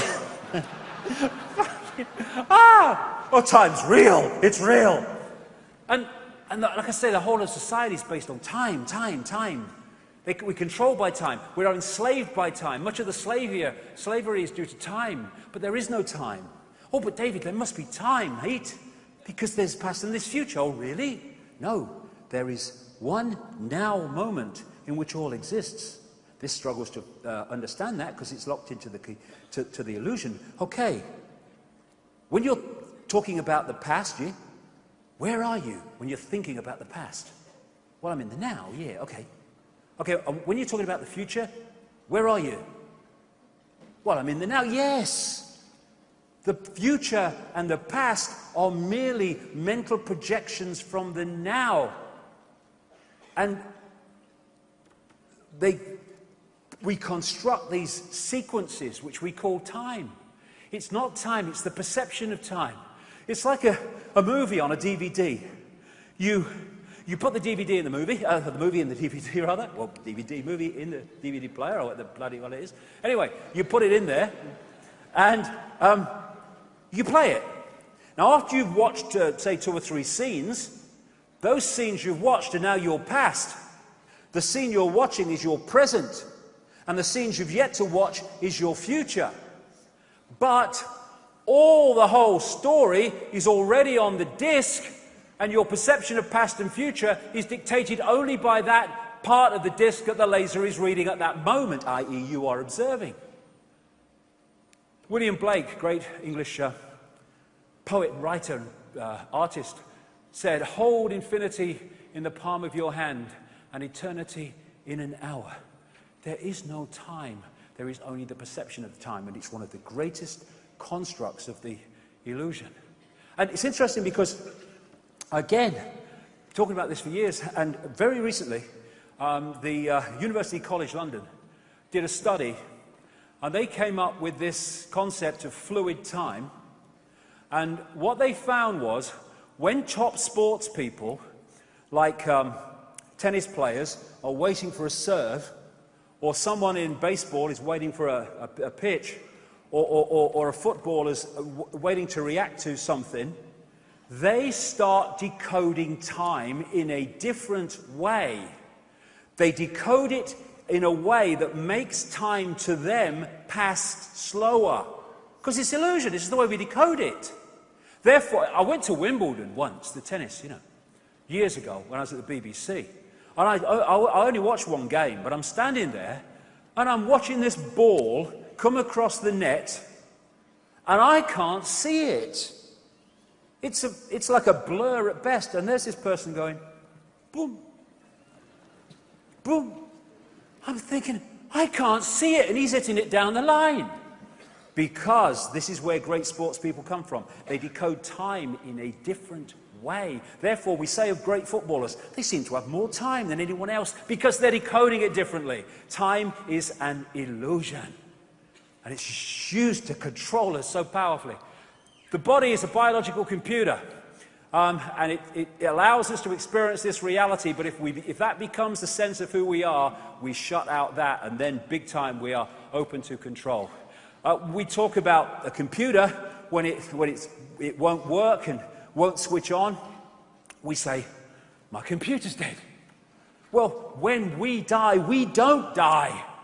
The computer ceases to function, and the true self goes on living its infinity. There is no death. And what do you do when your computer, my computer's broken down, it won't work. What are you going to do? I'm going to get another computer. Reincarnation. So, then you have computers going into sleep mode. Well, so do we. Well, we tick over on very, very little energy, except me last night. I never slept a bloody wink. And then you have the antivirus systems in computers, which are seeking out threats to the operating system to give them a smack and stuff them out. We have a fantastically advanced one called the human immune system. And what happens when a new virus in the computer world comes and your antivirus technology is not used to it, it can get through and destroy the operating system. What happens when people like Europeans took smallpox to North America and the Native Americans? They went down like 9 pins because their antivirus, their immune system was not used to that. Same thing, just more advanced. The DNA is the human body computer's central processing unit, CPU, or rather hard drive. The brain is the CPU. It's the hard drive that holds the genetic blueprint. And therefore, when you have people, and there are some doctors that have studied this, I know one in particular has done a lot of research on it, they found that when people have had heart transplants, particularly heart transplants, funnily enough, but transplants of lungs and other organs, they have taken on not just the characteristics, personality-wise, of the donor, but also aptitudes and gifts, like suddenly they can paint well and they didn't before. And people are going, why? This is a mystery. No, it's not a mystery.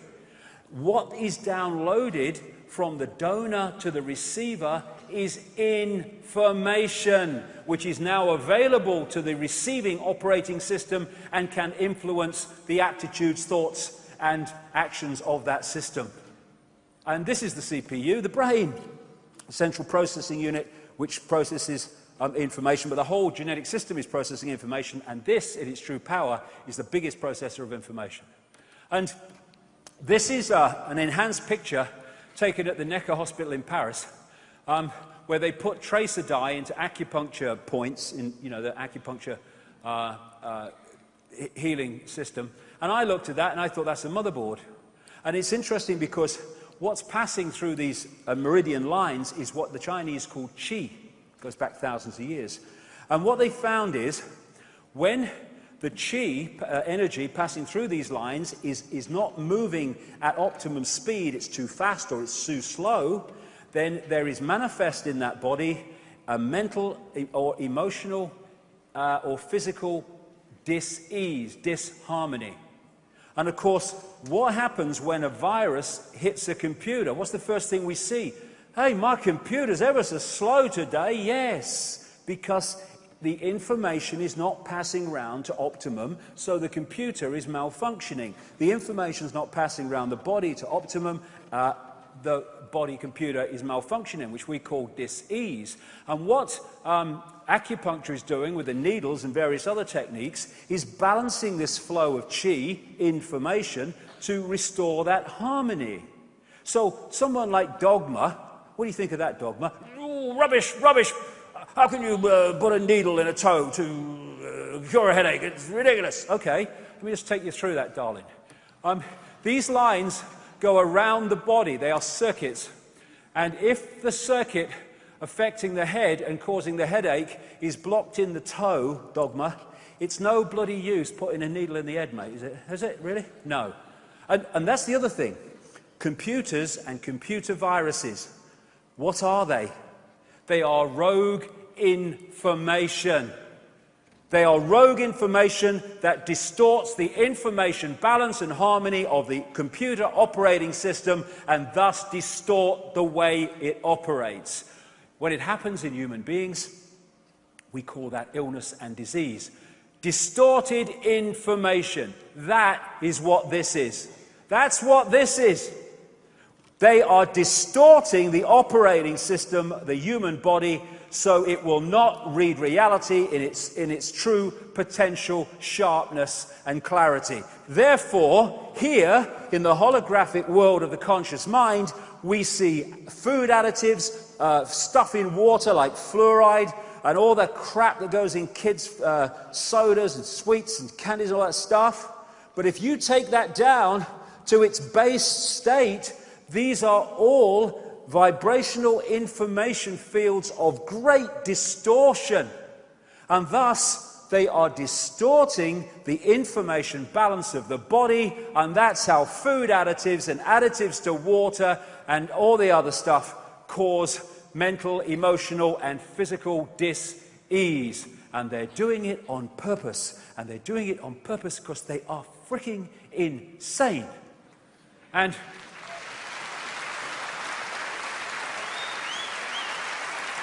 so, this white, black, sky blue, bloody pink, I don't give a damn. It's just a vehicle for experiencing this reality. And thus, it is like a spacesuit, a genetic spacesuit in a way, that allows you to experience a certain reality that you otherwise couldn't in your another state. And that's why this is, in terms of understanding reality, the ultimate freaking idiocy. Racism. Racism is making a statement or judging somebody by the vehicle, their infinite consciousness. By the way, the same infinite consciousness that you doing the judging is part of. It's hilarious. Because of their spacesuit, their genetic spacesuit. It's like two spacemen on the moon, and one is prejudiced against another one because his spacesuit is a different color and was made by a different bloody company in some other bloody country. We would say that is ludicrous, but that is racism. It's ludicrous. It is idiocy. What we call humans is a software program. It's a software program, a certain software program that allows a certain experience within a certain range of frequencies. And the different races are just sub-software programs of the greater base software program. We should be celebrating uniqueness, not scorning it.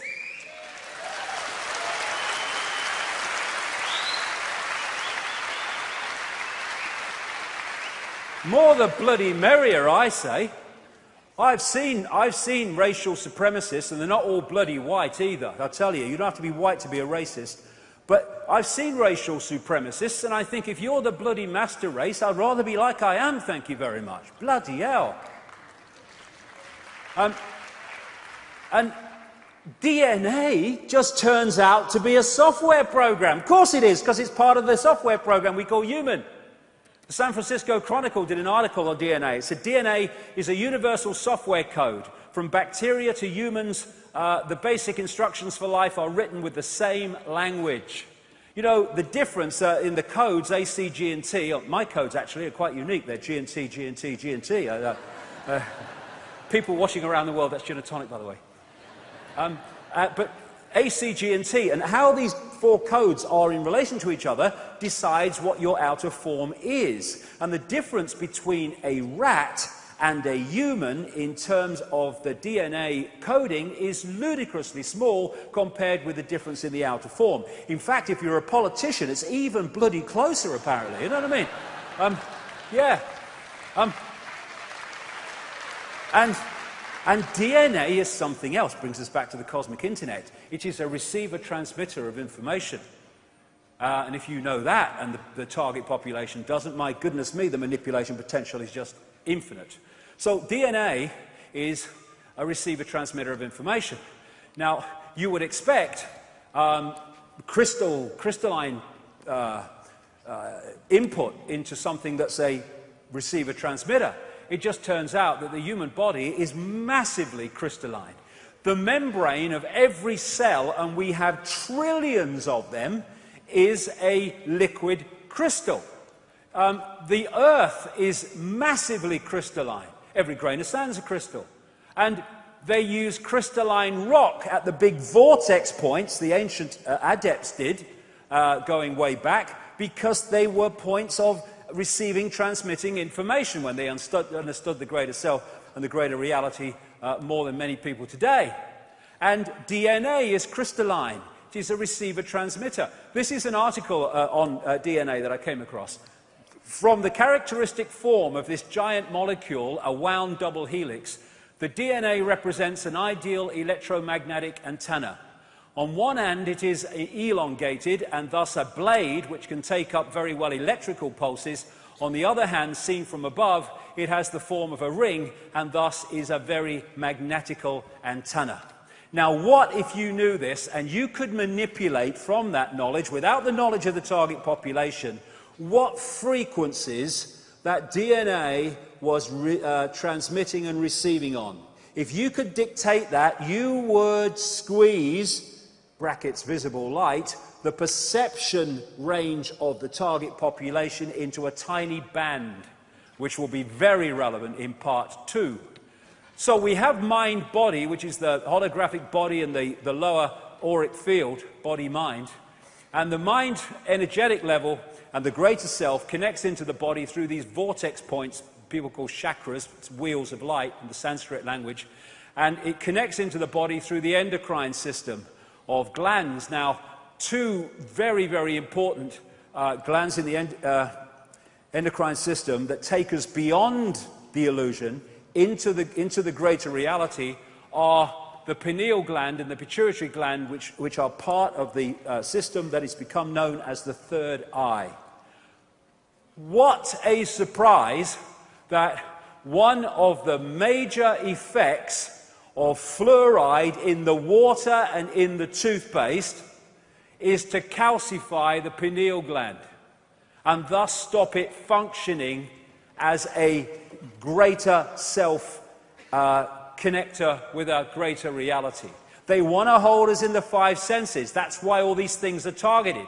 And the people, you know, putting the stuff in, they haven't got a clue. It's just their job. Oh, I don't know, not a reason why. I'm talking about those that are dictating that it happens in the first place. So we're living a false identity. That's why we are enslaved. We think we're men and women. Well, we are. It's an experience. It's a nice experience to be a man, nice experience to be a woman. There's different experiences. That's fair enough. But if we start identifying man and woman being who we are rather than what we're experiencing, then again, we get caught in the illusion. How can men or women be what we are when through hormonal changes, i.e. vibrational changes here, information changes, you can go from a man to a woman, like that chicken a few years ago, freaky, that had that massive explosion of testosterone and went from a hen to a cockerel chasing the hens because of a chemical change. It's just a vehicle, it's not who we are. Same with our emotions, you know. Oh yes, it's my emotions, that's who I am. Well, how can they necessarily be what you are when you can be massively affected emotionally by chemical input? There was that woman a few years ago in all the papers who was a clinical depressive for 40 years, went into clinical depression out of nowhere, couldn't understand it, in institutions, out of institutions for 40 years. Then someone asked her, interesting question, a relevant question, can you remember anything that happened just before this happened? And they said, well, the only thing I can remember is I had 19 tooth fillings with mercury. So then she had a mercury detox after having the fillings taken out and changed, and 40 years of clinical depression disappeared. And she would have said for 40 years, I'm a clinical depressive. No! That's a malfunction of your operating system. It's not who you are. So, it's a question that's worth asking. If the world's not solid, what's going on? Because it bloody seems so solid, doesn't it? Well, yes, it does. I grant you that. I mean, all these things look very, very solid, and if you bang your head against them, it hurts. But if you walk through fire, you get burned. If you believe you get burned, and you walk through fire in another state of awareness and you don't get burned, we are decoding the solidity. It's part of the process that we are going through to create this reality. Quantum physics has long shown this reality is not solid and can't be solid. They say it's made of atoms. Well, atoms have no solidity. As someone said, quite rightly, that if you take the nucleus of an atom to be the size of a 10-cent piece, then the atom would have to be about the size of a cathedral. And the rest would be empty space. Actually, it's not empty space. It's just a packet of bloody energy. And you know when you put a disk in a computer, as the decoding process goes on to put it on a screen, certain processes happen. This thing that they call atoms is just one of the processes to turn vibrational information through electrical into a digital and holographic. We live in a holographic world, illusory physical. And this is very, very important because if you think the world is solid, what is solid? What's solid another word for? Limitation. I can't. Once you realize it's fluid and you can play with it, once you start to awaken to it, then limitation starts to be diluted. They don't want people with diluted limitation. They want people with a perception of total limitation. So this is a studio where they make holograms. Basically, there's a laser. They break it into two sides.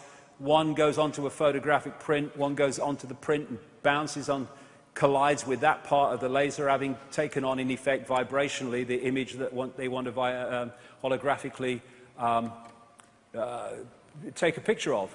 And so what happens on the photographic print is you have what they call in holographics, here we go, waveform, a waveform interference pattern.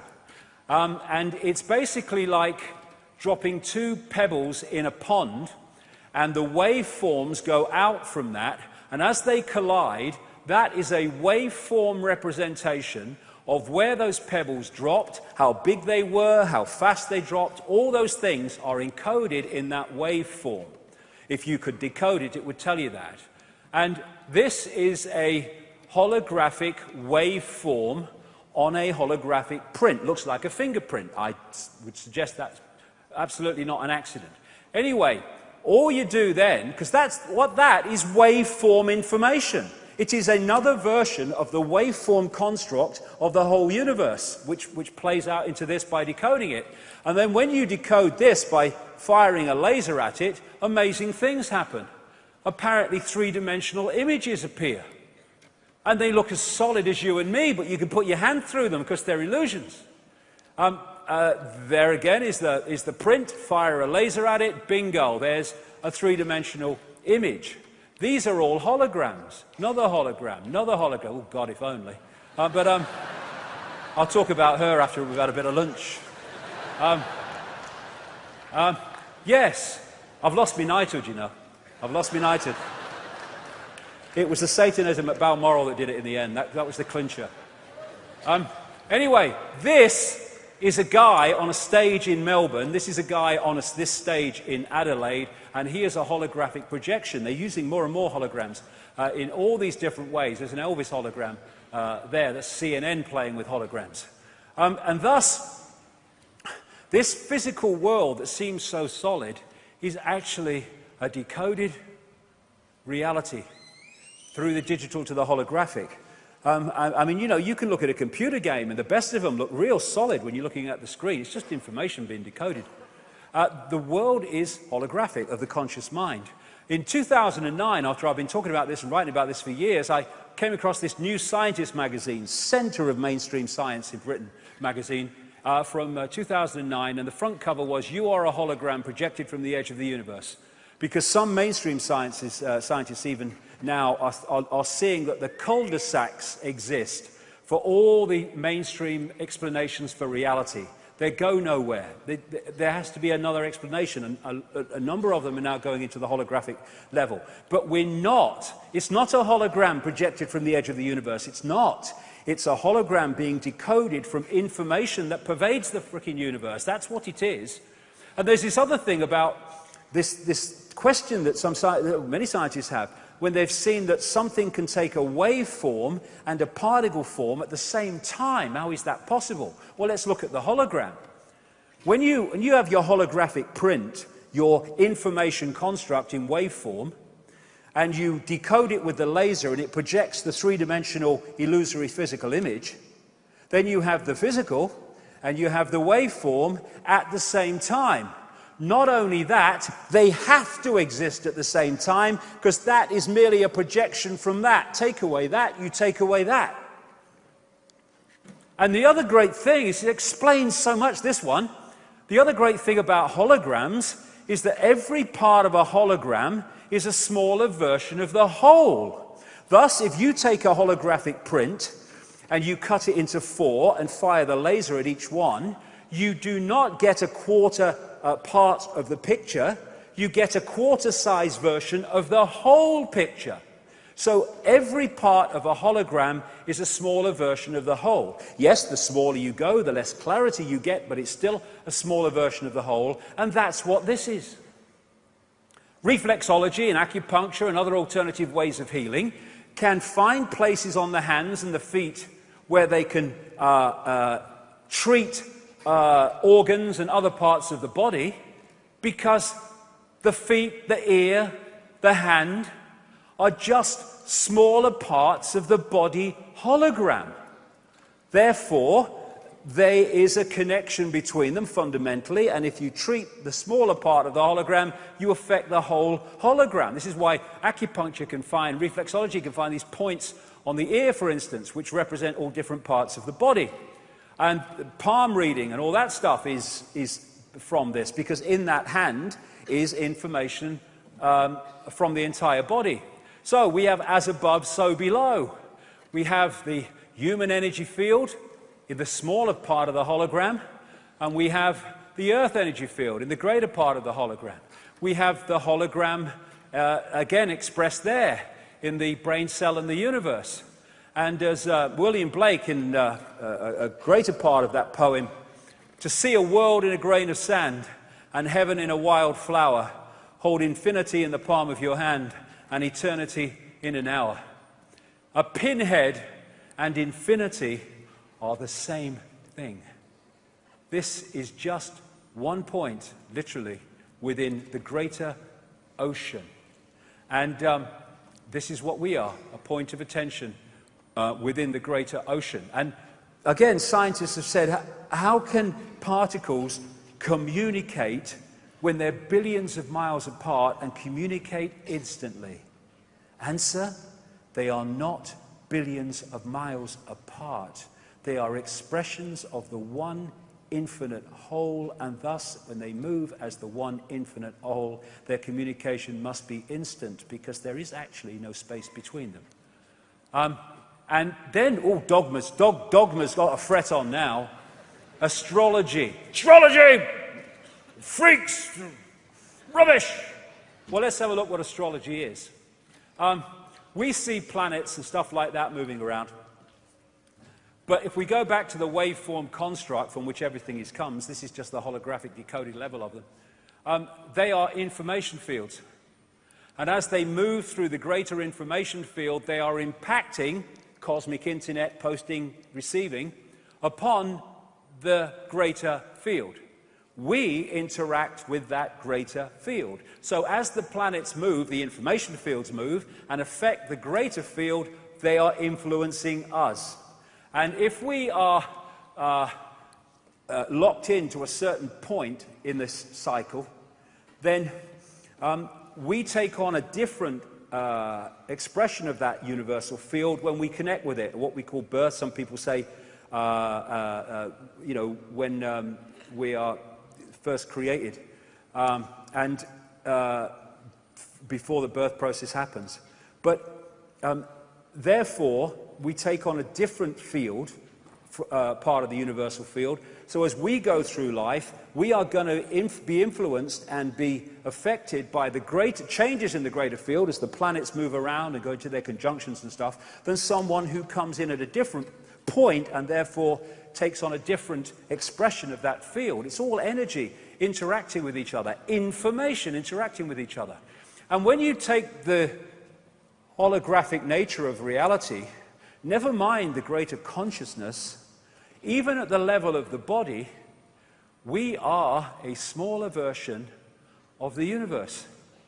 Because the universe is holographic, therefore we are a smaller version of the universe. We've come a bloody long way from Charlie Smith driving his bus and Ethel Jones at the store, that they want us to believe we are. Then there's the digital level. This is another level which can explain a lot of things. Then now, this is getting closer and closer to our reality now, our experienced reality. They're now creating digital holograms. This is a mainstream media report about them, and it says, and they look real, so real that when Ford used a digital hologram to show off a car concept model, people stopped, afraid to walk into it. They thought the holographic car was really there. That car is a hologram. It's not solid, but just appears so. This digital hologram has taken it even further. Now, what are numbers? What is this digital level? It's the digital level of the universe that numerology comes in to. Because all these different levels, the waveform, the electrical, the digital, and the holographic, are all expressions of the same information. They just express themselves differently, but it's the same information. So these numbers at the digital level are number expressions of vibrational information states. And the ancients, when they used to build their buildings, and they used to build them under this sacred geometry, as they call it, with pi, golden mean, the Fibonacci sequence that you find throughout nature, they knew that if they got the digital, they call it that, the numbers right, the mathematics right, then they were bringing into that building certain information vibrational states, because that is just a reflection of that. If you get the numbers right, you create the vibrational information here that expresses that, or it goes the other way. And they understood that. So get the numbers right, you get the information in the building you're building right. And they are expressing A, C, G, and T, the codes of DNA, now as binary codes, on-off electrical charges. Where do you find them? In computers. And so, what does this all mean? I'm not sure, but we'll see. What does all this mean? It means we're living a false identity. And it's that false identity that holds us in servitude. We think we're humans. It is an experience. What we are is infinite awareness having that experience. And once we self-identify with the experience instead of with I am all that is ever can be, then we're pulled into the matrix, we're pulled into the illusion, we're pulled into enslavement. You can see on the lower levels of the greater self now, this technology that can capture these energy fields. And of course, near-death experiencers who've left the holographic level have experienced some of these other levels that I'm talking about, and some of these other states beyond the illusion. And I studied this a lot for many years during my research, and the common themes that people repeat are incredible. This is one that encapsulates everything that I've been talking about. A near-death experience telling of what happened to him. He said, everything from the beginning, my birth, my ancestors, my children, my wife, everything comes together simultaneously. I saw everything about me and about everyone who was around me. I saw everything they were thinking now, what they thought then, what was happening before, what was happening now. There is no time. There is no sequence of events, no such thing as limitation of distance, of period, of place. I could be anywhere I wanted to be simultaneously. That is who we are, and that is what the control system is desperate for us not to remember.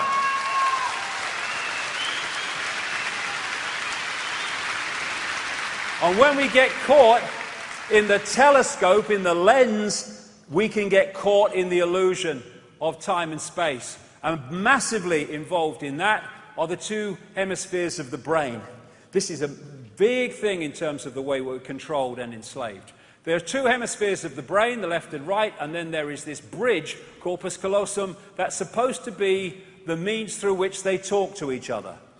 They have very, very different personalities, very, very different ways of decoding reality. Ideal, we are whole brain people and get the best of both. Goal of the control system, stick them in the left brain, shut the right brain down. So the left side of the brain is logical in its version of logic, and it is sequential. What it does is take happenings in the now and it puts them in a sequence. And we call this sequence time. And the faster it moves the sequence, the faster time seems to be passing. The slower it moves the sequence, the slower time seems to be passing. Thus, when you are in a situation you don't like, oh, time's passing so slow. Situation you love, oh my goodness, is that the time? It's flown today. It's because the sequence is being put together in a different experiential way. That's time. Oh my goodness me. No, it's the left side of the brain. It's, this is the big one. It looks at things in parts. The left side of the brain sees everything as apart from everything else. It doesn't see pictures, it sees dots. It doesn't connect dots, it sees dots. And that's what they want, is one of the reasons they want us in the left side of the brain. The right side of the brain is intuitive. The right side of the brain and the heart are very, very, very much connected. It is holistic, and it looks at wholes. It sees the connections between things. That's why they don't want right-brained people. And this is a Mercedes-Benz advertisement, fully enough, giving a symbolic feel for the two sides of the brain. This is the left side of the brain. Oh, I'm ever so boring. I love structure. I love hierarchy. I love lessons. Oh, exams. I love them. And this is this guy. Hey, chill, man. Hey, let's do a painting here. That's good. Oh, yes. What we want is both. Because you get people who are really right-brained and they can't function in this world. We need both. And this is a Neil Haig depiction of the two hemispheres of the brain. This is the structure. This is the hierarchy. This is the world that we live in. Because humanity and that which runs the institutions has been turned into prisoners of the left brain, that's why our society is a left-brain society. And it rewards left-brain people. You know, if you go to school and you take information into the left brain and you hold it and then you spew it out at exam time, you pass. Oh, he's ever so clever. No, he's got a good memory and his left brain is functioning very well. But you are a kid who's more whole-brained and looking at it from another perspective, and he'll look at this information, boom, boom, boom, and he'll whip it over there and he'll look at it and he'll go, it's a piece of shit. And then he's punished. He don't pass his exams. And he whips it over to the left brain under pressure. A lot of them do and conform because it's easier that way. And a lot of people don't. Hello, is that Mrs. Jones? Yeah, it's about Johnny. Is a problem. What's happening? He's asking questions and all want to do it. Oh my God, don't do that. You know, Gareth, I'm so proud of Gareth because who was singing for us today. Because he didn't mess about when he went to school. He didn't get C's. He didn't get D's. He got E's, right? And because he couldn't give a shit. And 30 years later, he's an incredibly intelligent man, right?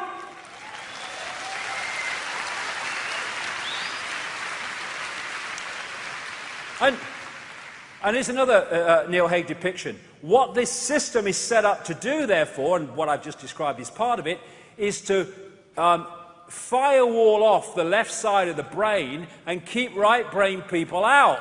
And left-brain people, therefore, are very suspicious of right-brain people. He's a bit of a bloody loony, he is, and all that stuff. This is the artist. This is the maverick. This is the visionary. This is the one that can see beyond the illusion. But they want the focus of attention in the left side of the brain. Hey, look, mate, honestly, mate, okay, I'm standing here, I've got reddish hair, I've got a brown bloody T-shirt on, there's a big word called doom on the bloody... No, mate, it can't be. I'm driving down the road, I'm going to vote for Obama. You know, I mean, the illusion is just so massive. And this is Jill Bolte-Taylor, she's a brain scientist, and she had a stroke in the left side of the brain in 1996, one morning, and as the stroke was happening, she was getting more and more outside of this reality that we call the real world. And what was happening is that her left side of the brain was no longer decoding reality as it should because it was malfunctioning. Suddenly, her hands didn't look like hands anymore. There was no point where her body ended and the rest of the room started. It was one energy field. She, in her words, lost 37 years of emotional baggage because the baggage was in the operating system and it was no longer being decoded, thus she wasn't experiencing it. And she said that during this stroke, when it was happening, she didn't realize it was a stroke for a while. She actually remained conscious for a lot of time, which is why she was able to retell the experience. And she said at one point, she's trying to call work to get some help, but she gets the business cards, she's trying to see the number, because she can't remember the number, but she can't see numbers. All she can see is digital squiggles. Why? Because the left side of the brain had stopped decoding through the digital into the holographic, and thus she'd gone back to the digital, and she was seeing that level of reality. And then she eventually, she had waves of clarity every now and again, which allowed her to go forward. After 45 minutes, she managed to ring work. So she rings work, And the guy must have picked it up and said hello or something like that. And all she heard at the other end was woof, woof, woof. And she said, I said to him, it's Jill, I'm in trouble. She's sure as hell, she said, I said, it's Jill, I'm in trouble. But all she heard herself say was woof, woof, woof. Why? Because the vibrational information she was hearing from herself, the vibrational information coming from the guy at the other end, was no longer being decoded accurately through to words that she understood. It was being distorted, thus she wasn't hearing it, because she only hears it when the brain decodes it. This is a guy called Stephen Wiltshire. Became very well known. He's what they call an autistic savant. They find it very difficult often to interact with this world, but they have brilliant gifts. And he became well known because the BBC flew him up into a helicopter over London for something like 30 minutes without a notepad, or not that it would bloody helped. And he just looked out the window, and he came back and he drew London from the air with incredible accuracy, even getting the number of windows in major buildings correct. And this is another autistic savant called Daniel Tammet, and he's got a computer-like way of filtering and decoding numbers, and also learns languages in a ridiculously short time, including amazingly difficult languages like Icelandic. He went on to an Icelandic television program 1 week and was challenged to come back the following week speaking fluent Icelandic, and he did it. And his language teacher said, this man's not human. Oh, yes, he is. He's the human that we should be if this control system was not suppressing us as it is. And so what the left side of the brain would do is go, Sam, yeah, Sam, team, yeah, that's right. What the right side of the brain does, which is where these are coming from massively, it goes, gotcha. When Stephen Wiltshire is looking out the helicopter, he's not going, oh, that's got one bit, start, hold it, one window to, no. His right side of his brain is going, gotcha. The lot, picture. That's who we really are, and they are expressing fantastic gifts to give us a reminder of who we really are. They are capturing or accessing deeper levels of infinite potential, which people are not doing when they're held in the five senses. And people say, well, you left school at 15 and you didn't even pass your 11 plus. You went to Crown Hill Secondary Modern. You weren't very good there either. Well, they know what they're talking about. Why don't they tell us? Well, I'll tell you why they don't tell us, because they don't bloody know half the time, because the funding and the structure of science make sure they don't know. And singing from the song sheet to maintain your credibility within mainstream science make sure they don't know. But also, the disciplines of science are looking at dots. This is my discipline. This is my discipline. And they fight for funding and prestige. They don't bloody talk to each other half the time. They don't connect dots. They're just focused on one dot. And if you look at the world like that, how the hell are you going to connect the dots to see how the world picture is put together? You're not. We worship the intellect. Boom, boom. Have you noticed? Not by accident. They're putting kids through what you might call academic-type subjects, boom, left brain, earlier and earlier. You know why? Because letting kids play and play and play is ad-lib, it's creative, it's imagination. Boom, boom, boom. They don't want that. They want them in here as early as possible. Kids shouldn't be going to bloody school at that age. They should be playing the wonder of the bloody world.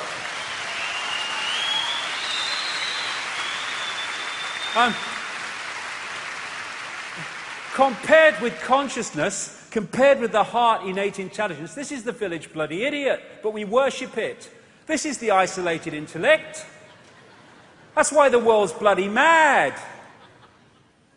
This is what the isolated intellect does. It puts you in these minute little bubbles of awareness, consciousness or mind, all that is or little me. Free yourself, not just free your mind, free ourselves from mind and the diktats of mind. Blank sheet of paper. Okay, from this moment, all my preconceived idea got to earn its place on this piece of paper by information, evidence, insight. I'm not going to put anything on this paper because you, mother, father, you teacher, you scientist, you politician, you bloody journalist have told me I should.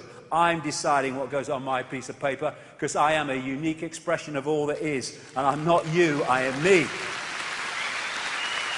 Open your mind, open your heart, get into this in a big way later. And when you open your heart and you open your mind, you access the universal field beyond the illusion, and bingo, massive insights and understandings come pouring in. Not because you're a chosen one, not because you're special, not because you are Jesus who's come to save the world, but because you've just opened yourself to that which is available to anyone who wants to open themselves to it. All possibility, infinite love is the only truth. Everything else is illusion. And this fork on the road, are we going to go with the head, which has got us into this bloody mess, or are we going to go with the heart, which takes another look at everything? Or even better, are we going to bring them together so they work as one unit in unison and we get the best of both? Consciousness or clones, that's the fork on the road. And when we open ourselves to the greater awareness, we start to hear and dance to the music of the universe that is screaming at us, listen, dance. I can't hear, I can't dance, I've got to go to work, I've got to go to school. And John Milton said, those who danced were thought to be quite insane by those who could not hear the music. Those who are closed to the music, oh my God, it's so sad. They think you're crazy because you can hear what they can't hear, and thus you see and experience and behave in ways that they cannot understand. It's not that one is right or wrong, it's that one is coming from a different sense of reality. William Blake, if the doors of perception were cleansed, everything would be appear to man as it is, infinite. The conspiracy wants to make sure those doors to perception are never cleansed. And they do it through manipulation of our perceptions, through words, through religion, through education, through food additives that distort the brain and rewire it. And George Carlin, the great George Carlin, American comedian, he said, they don't want a population of citizens capable of critical thinking. They don't want well-informed, well-educated people capable of critical thinking. They're not interested in that. That doesn't help them. That's against their interests. They don't want people who are smart enough to sit around the kitchen table and figure out how badly they're getting fucked by a system that threw them overboard 30 years ago. That's what they don't want. And what, as I come to the end of this first part, what we have been subjected to, not just these generations, but for generations untold, is a gigantic hoax. A hoax that has sold us a fake reality, a fake version of how we should live our lives, and thus they have enslaved infinite awareness in a perception of little me. And here's a short video. It is absolutely brilliant, and it encapsulates the point I'm making here. This is fantastic. In music, one doesn't make the end of the composition the point of the composition. If that were so, the best conductors would be those who play fastest. And there would be composers who wrote only finales. People go to concert just to hear one crashing chord, because that's the end. But we don't see that as something brought by our education into our everyday conduct. We've got a system of schooling which gives a completely different impression. It's all graded. And what we do is we put the child into the corridor of this grade system with a kind of, come on, kitty, kitty, kitty. And yeah, you're going to kindergarten, you know. And that's a great thing, because when you finish that, you'll get into first grade. Woo! And then, come on, first grade leads to second grade, and so on, and then you get out of grade school, you've got high school, and it's revving up, the thing is coming. Then you're going to go to college, and by Jove, then you get into graduate school, and when you're through with graduate school, you go out to join the world. And then you get into some racket where you're selling insurance. And they've got that quota to make. And you're going to make that. And all the time, the thing is coming. It's coming. It's coming. That great thing, the success you're working for. Then when you wake up one day about 40 years old, you say, my God, I've arrived. I'm there. And you don't feel very different from what you always felt. And there's a slight letdown because you feel there's a hoax. And there was a hoax. A dreadful hoax. They made you miss everything. We thought of life by analogy with a journey, with a pilgrimage, which had a serious purpose at the end, and the thing was to get to that end, success or whatever it is, or maybe heaven after you're dead. But we missed the point the whole way along. It was a musical thing, and you were supposed to sing or to dance while the music was being played. Exactly. That is so brilliant. That's so brilliant. So, we're back to the little question. Why? Why is it like that? Why is the hoax? Who's behind the hoax? It's a multi-level conspiracy. Who is controlling our sense of reality? Well, the rabbit hole goes so deep in answering that question. And in part two, when we've had a break for an hour for some lunch, and we'll be back absolutely on an hour, because I've got so much to get through today, I will be going, in my experience anyway, deeper in the rabbit hole than has gone before in seeing where this is all coming from. And that's the end of part one. See you in an hour. Thank you very much. Thank you.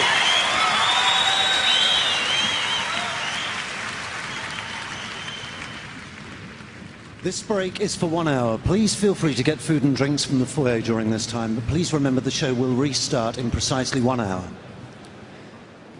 David Icke was changed forever in 1991 after a series of extraordinary experiences amid the ancient sights and stunning landscapes of Peru. What happened set him on an incredible journey that's brought mass ridicule, dismissal, but ultimately recognition that he has something unique to say about the world, the nature of reality, and the forces that manipulate and dictate the direction of human society. David Icke returned to Peru, follows the incredible places that he visited on that first momentous trip, plus many more.